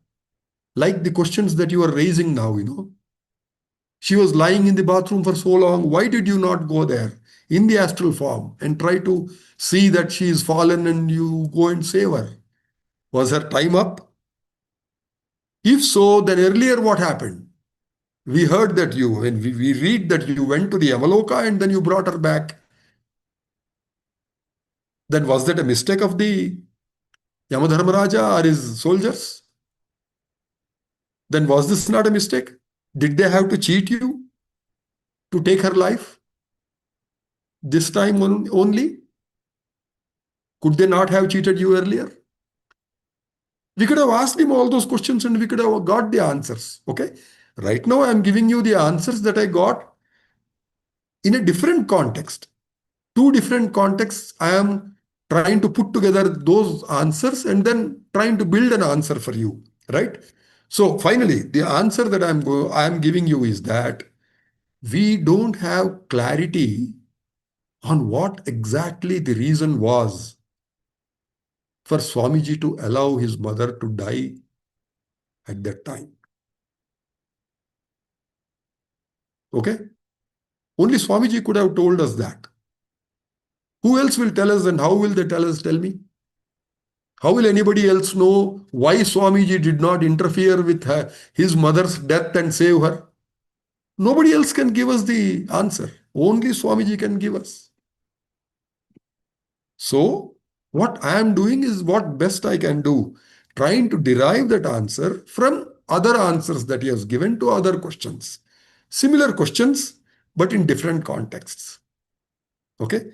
I hope I have answered your question. So please let me know if you have more questions. It's good. It'll make all of us think. Okay? Think, analyze, understand, and comprehend more of spirituality, more about spiritual science, spiritual events, spiritual contexts. Okay? We have to learn a lot. So let us do that. Thanks for asking the question. In the Zoom chat, we have multiple questions, Uncle. Yeah, man, So go ahead.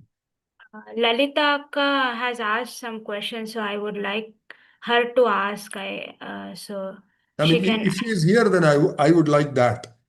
I would Yeah, like her to ask the question. she is here in the meeting. I have unmuted her, so Akka, you can go Thanks, ahead and ask. Navita. Hello, Uncle. So there were two Hi, things, right? Lalita. One is Yeah. first, what is the relation between the astral body and the soul? And I think you answered it at one point that for a yogi, the soul can have multiple astral bodies. But I did not know before that whether it's like a one-to-one relationship or what, right? Okay. Or if it is only related to like a physical body can have an astral body. Yeah. So that was one. Ah, And on the other thing is, I was wondering if it is because of the presence of astral bodies that we sometimes tend to get the fragrant smell yeah. suddenly without any reason, right? Yeah. Um, I agree with yeah. you because I heard that from Swamiji himself. So is that your question or? The first one was my question, but you answered it Okay, Amma. See, at this one point. question, Yeah. I mean, Mhm. this one, I mean, this Swamiji confirmed it. I know this because uh, you know Mr. Ramaradhya, right? The devotee of Mhm. Swamiji who was the secretary of the trust. So he had, I mean, once when I was with Swamiji, he was talking to Swamiji, and then he was telling Swamiji that he was saved in an accident. He had to travel on his work, you know. He was in the irrigation department, so he had to go to different places in Karnataka, you know, to Mm. get the irrigation work done there, especially due to by bore wells, not by canals or rivers, but by bore wells. Okay. So in one of those trips, Ramaradhya told Swamiji that he was saved from an accident. And he told Swamiji that at that time, when he was saved, he got the fragrance, a beautiful fragrance. Okay. And somehow he identified that with Shirdi Sai Baba. Mm. Okay. Now, Ramarajya was a disciple and devotee of Swamiji, very close to Swamiji. He was the secretary of the trust for which Swamiji was the chairman. Okay. And then he tells Swamiji that, see, I think it was Shirdi Sai Baba who came and helped me. Swamiji agreed with him. He said, yes, you are right. It was Shirdi Sai Baba indeed who came and helped you. Then again the question, how come? Why did Shirdi Sai Baba come and help me? Again, Swamiji's answer was very simple. Look here, the astral bodies of such yogis are there present at different places all over the world, maybe even the universe, okay? And when they find that a devotee is in danger, whichever astral body is closest to that location, irrespective of whose astral body it is, that astral body will come and help the devotee. Okay? Now, this idea of fragrance associated with a divine being, that's there, right? I mean, a lot of people have that experience. But it is associated more with Shirdi Sai Baba. Okay? Nice. If I may, can I share one experience, Uncle? Yeah, yeah, please. So a few years back, off late, there has been this urge, probably over the last 10 years or so, where every Shivratri I just, have to come to Adivarpeta. Yeah. But one of the years, I just couldn't come because of something going on here at work. So I was feeling very bad, very low, very depressed. It was almost like a depression state. Okay. So I had asked my parents to talk to Swamiji in trance and, seek blessings. So Swamiji had told, ask her not to worry, I will go there. So Okay. I didn't think much about it. Uh, But during Shivratri that night, I was just playing bhajans. Um, and then I sat in meditation. uh, Uh, but sometime during that period, there was this extremely strong fragrance. uh, And as if Swamiji is standing there right next to me. I couldn't open my eyes, but it was a wonderful feeling. So, okay. I just got reminded of that when you were Good. um, Yeah. saying that. So again, Amma, see the understanding from this or the takeaway from these two examples is that any astral body of any yogi can help us, can be with us.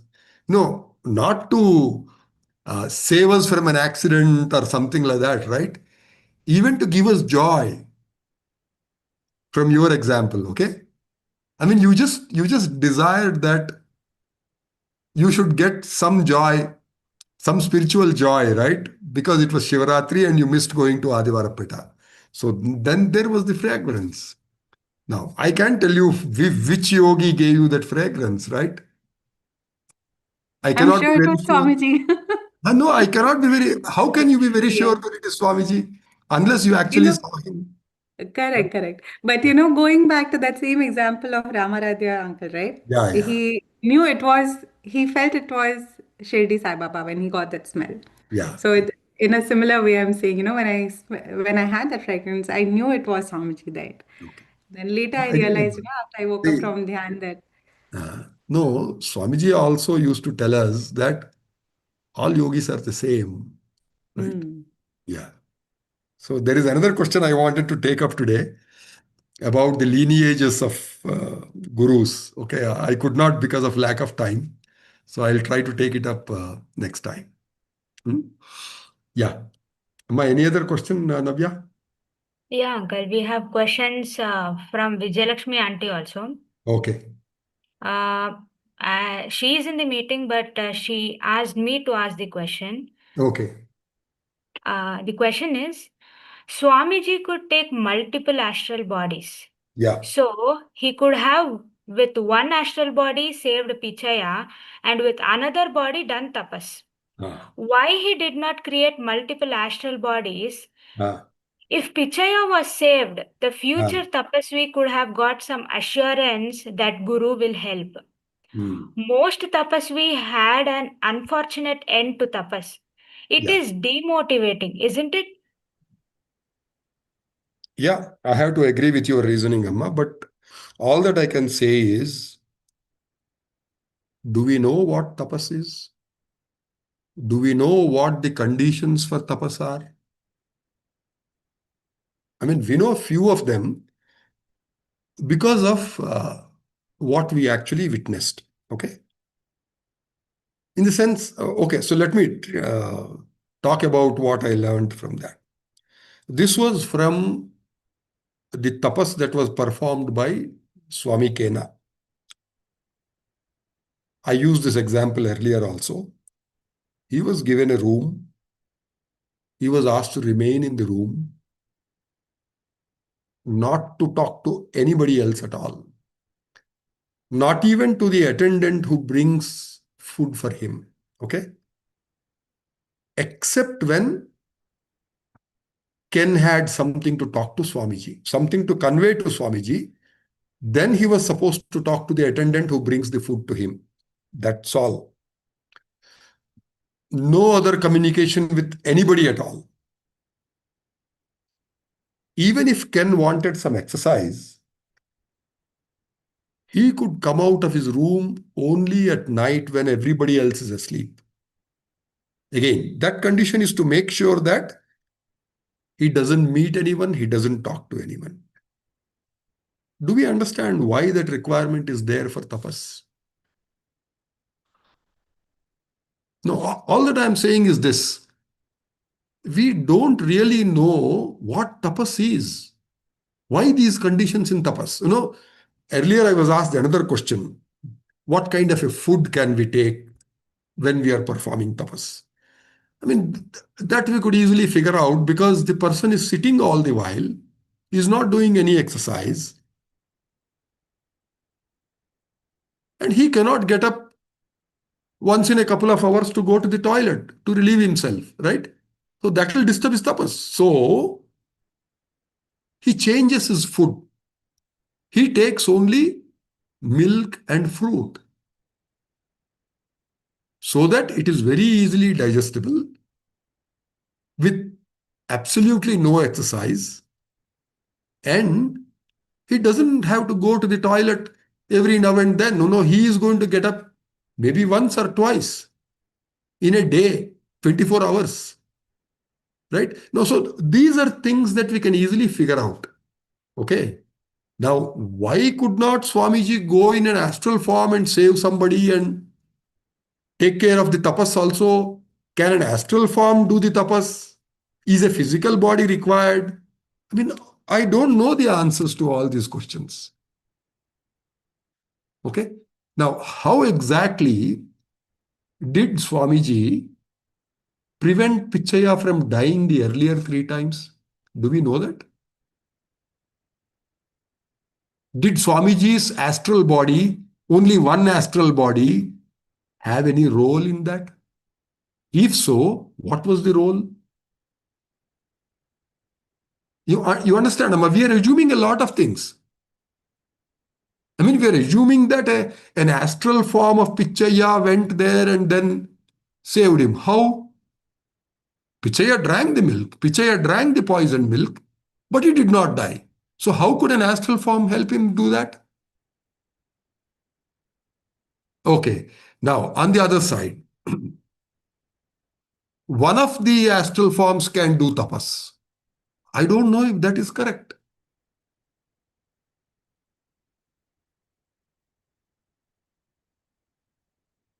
Okay. Now, so to extend your logic a little further,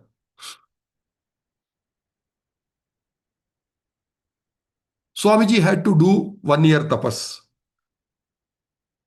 Lord Shiva ordained him to do that from 1968 to 69.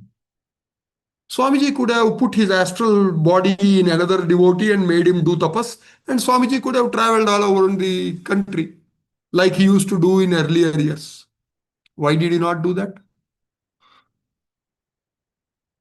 Because as per your logic, one astral form of Swamiji is sufficient to do tapas, right? One astral body of Swamiji can be present in a devotee, and then the devotee could have done tapas and Swamiji could have done whatever he liked.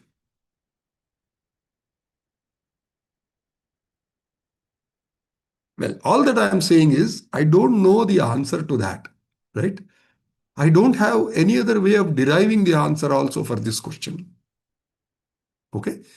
So we have to take whatever Swamiji said on face value, that had he tried to protect Pichaya by compromising on his tapas, then several other lives would have been lost. Now, why? I don't know. I mean, why Swamiji could not do both of them together at the same time? I don't know that answer to that. Okay, but your answer doesn't answer my questions. Okay? I'm sorry, Vijay, if I appear to be harsh or anything like that. I don't have any such.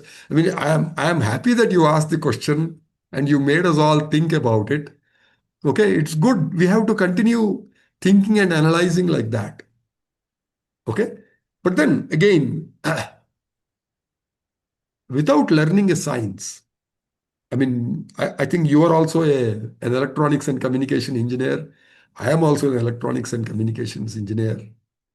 Do you think by simple analysis and logic and all that we could have learned electronics and communication? We had to go to the college.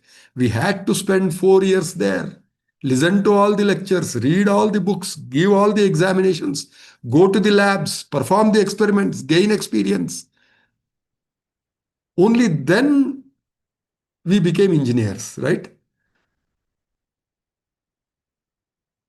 So just by analysis and logic, I don't think we can gain a lot of knowledge, especially in a field that is so very unknown to all of us, so very unfamiliar to all of us.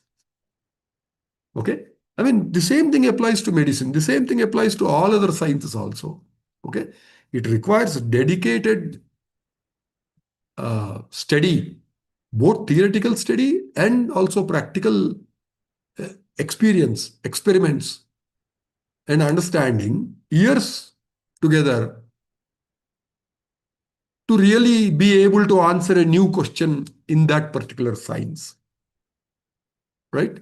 Yeah. So that is the answer, Vijaya. I hope I have satisfied you. Same question. Again, I have not given the answer to your question. I just presented why your answers may not be correct. That's all. Yeah, Ma. Anybody else? I think it's time also, right? Now. Yes, uncle. There was one more question from Vijay aunty. Yeah. Also, there was one more question from Ranjani akka also. Yeah, Ma. So go ahead and read the questions. Let's see. If you can give short answers, we will continue. Yeah, the question from Ranjani akka is, what is the difference between dreams and astral travel? Okay. And one more I, question from, no, yeah. I don't have the answer to that, Amma. I am trying to find out. So that is the reason. See, I asked the other members of this group who have a lot of experiences. If they had any experience of astral travel, I wanted them to share their experiences so we can get some information.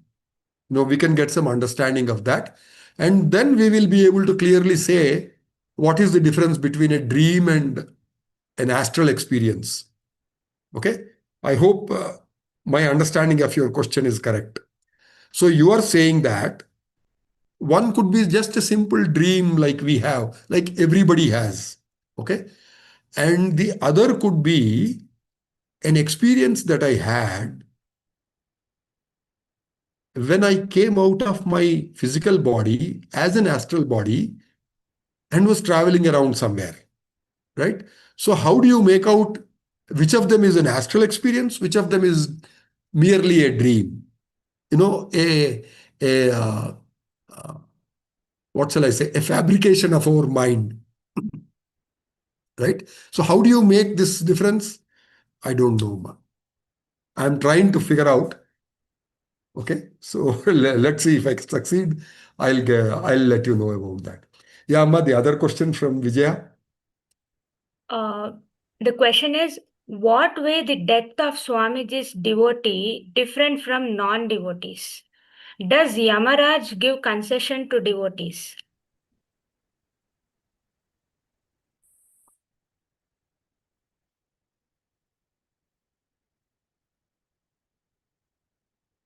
I will give you just one answer, Amma, but again, I'm not directly answering your question.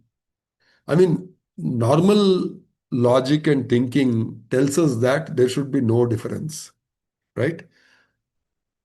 But the last part of your question, where does Yamaraj and his dutas, that is, his soldiers, do they differentiate between devotees and others? I have a few stories also. I mean, these are, I think, just fiction. I'm not sure, but they are to teach us a lesson. Okay. And we have some true lessons also. And then I have a word from, I have an answer from Swamiji also. Okay. But again, this is not a straightforward answer to your question.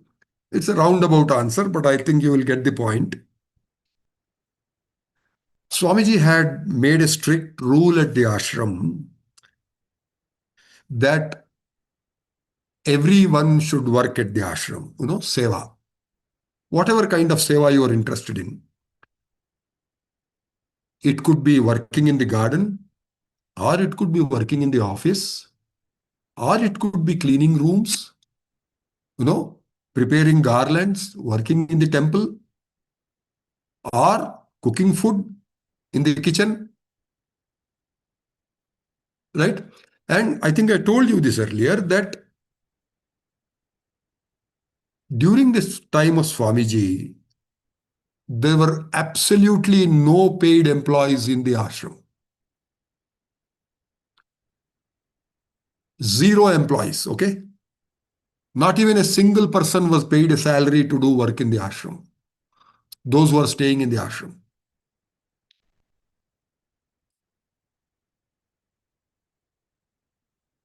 Okay? Now, so Swamiji made it a rule that everyone who is staying in the ashram has to do some service or the other for the ashram. Okay? For the ashram, for the devotees, for the resident devotees, whatever. But they cannot just sit idle and live there in the ashram, including visiting devotees. I'll show you pictures of Sally Moberg and there was another devotee, just got her, Jane Germaine Gray. These two were devotees from the US who came here. They were also forced to work. Okay? Except Ken Parmot, Swami Kena. He was not forced to work because he was doing tapas. Everybody else had to work. Now, again, all this is the background, okay? Then, to enforce that rule that everybody has to work in the ashram, including children, okay? Now, Swamiji made another rule, which is, if a resident devotee does not work on a day, he will not be given the meal. Okay?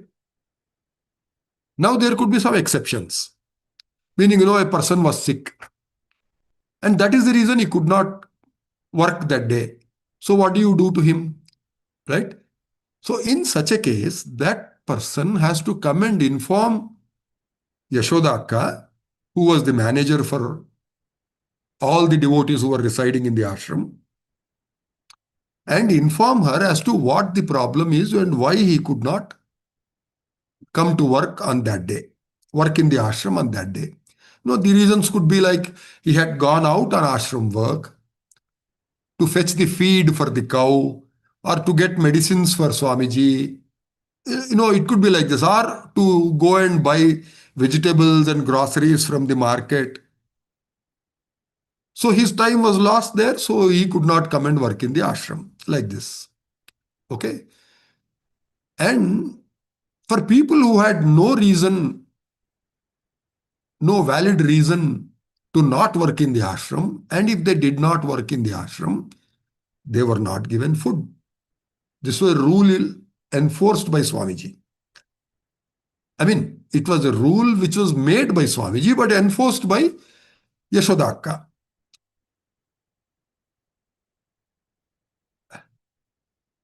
Okay. Now, it so happened that some people at times would not follow the rules. I mean, there were people who were defiant, okay? They didn't want to follow the rules. So whatever, if a person who was sincerely sick, he would go and beg Yashoda Akka, Amma, I am not well today, so I could not come to the garden to do the work. So can I have my meal? Yes. She will give the permission depending on, certain criteria. And there were also timings, right? Breakfast time was defined, lunch time was defined, dinner time was defined.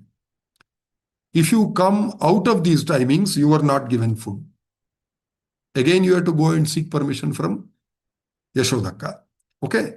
Now, due to some reason, you had gone out somewhere and then you could not come in time and you did not even inform Yashoda Akka about it. Then you come and demand a meal, the meal will not be given to you. Again, not because Yashoda Akka did not want to give you a meal. That was not her rule or her idea at all. It was Swamiji's idea and rule. But she was made to enforce that. And if she refused to do that, she will be punished by Swamiji. Okay? Now, this was the system in the ashram. Okay? Until Swamiji lived, until his Mahasamadhi. So, Yashoda Akka got a doubt.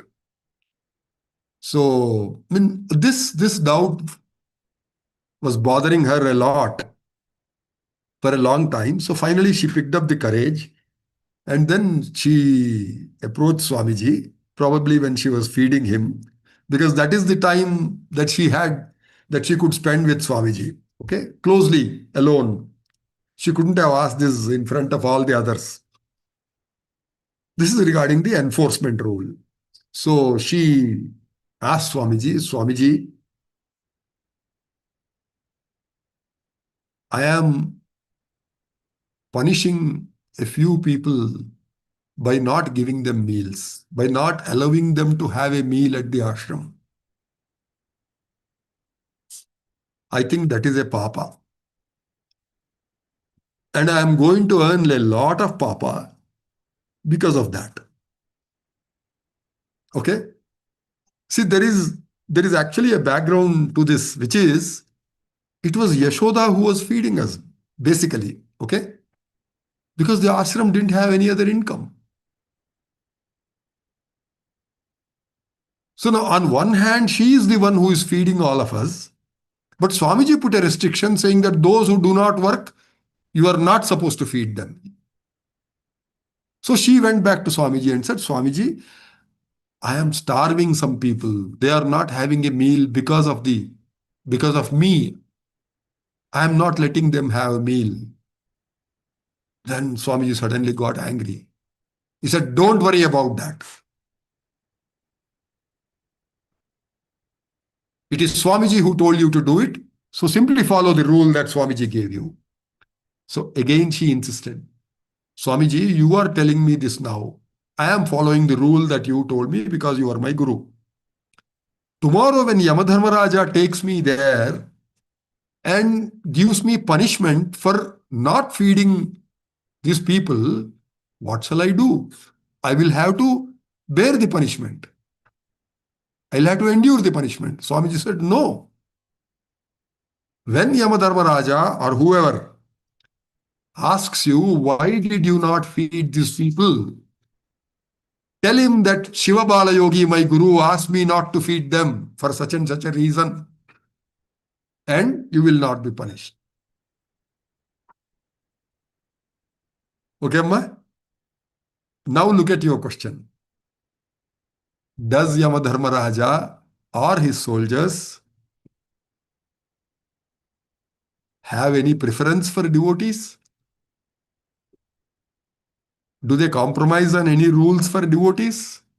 My answer is yes. So long as he is a genuine devotee and he had done it because of an instruction from his guru, not on his own. Had Yashoda refused to feed people on her own, of course she is entitled for punishment. But if she has done it, following these rules of Swamiji, correctly, sincerely, then even Yamadharmaraja cannot punish her. Understand, Amma? Now, I don't think this rule is made only for Swamiji. It is made for all genuine gurus, all disciples of all genuine gurus. Okay?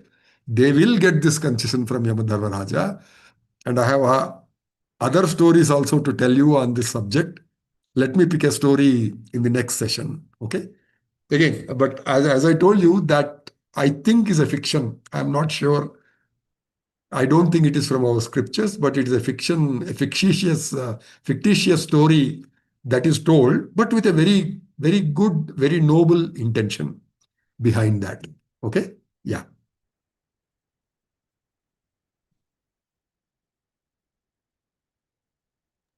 Yeah, Uncle. That's all from the Zoom chat and also from YouTube Live.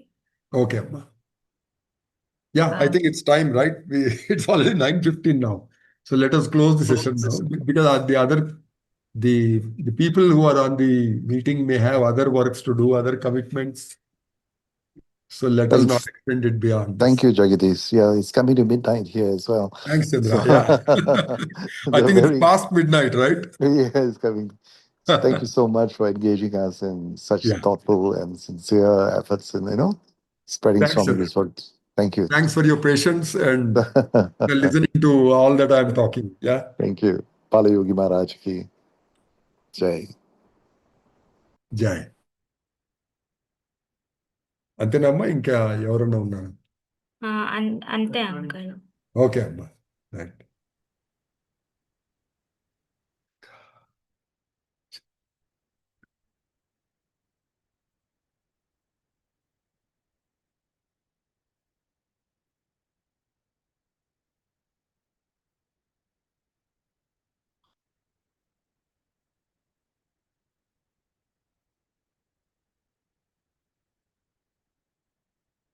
Close చేసేద్దామమ్మా.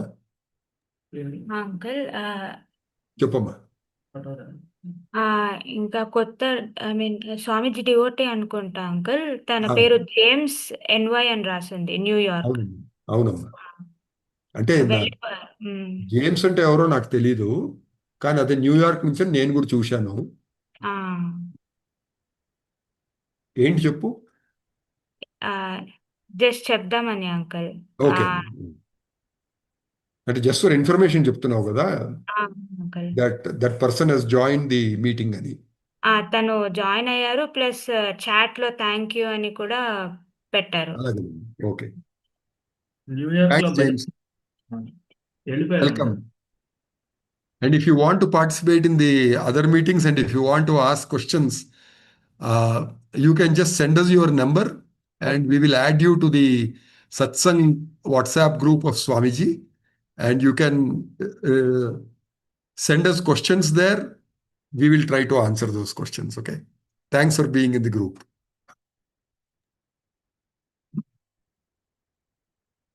Antenamma? అంతే అంకల్. Okay, amma. Bye. Bye uncle. ఈ WhatsApp అంతా తీసి పెడుతున్నావమ్మా?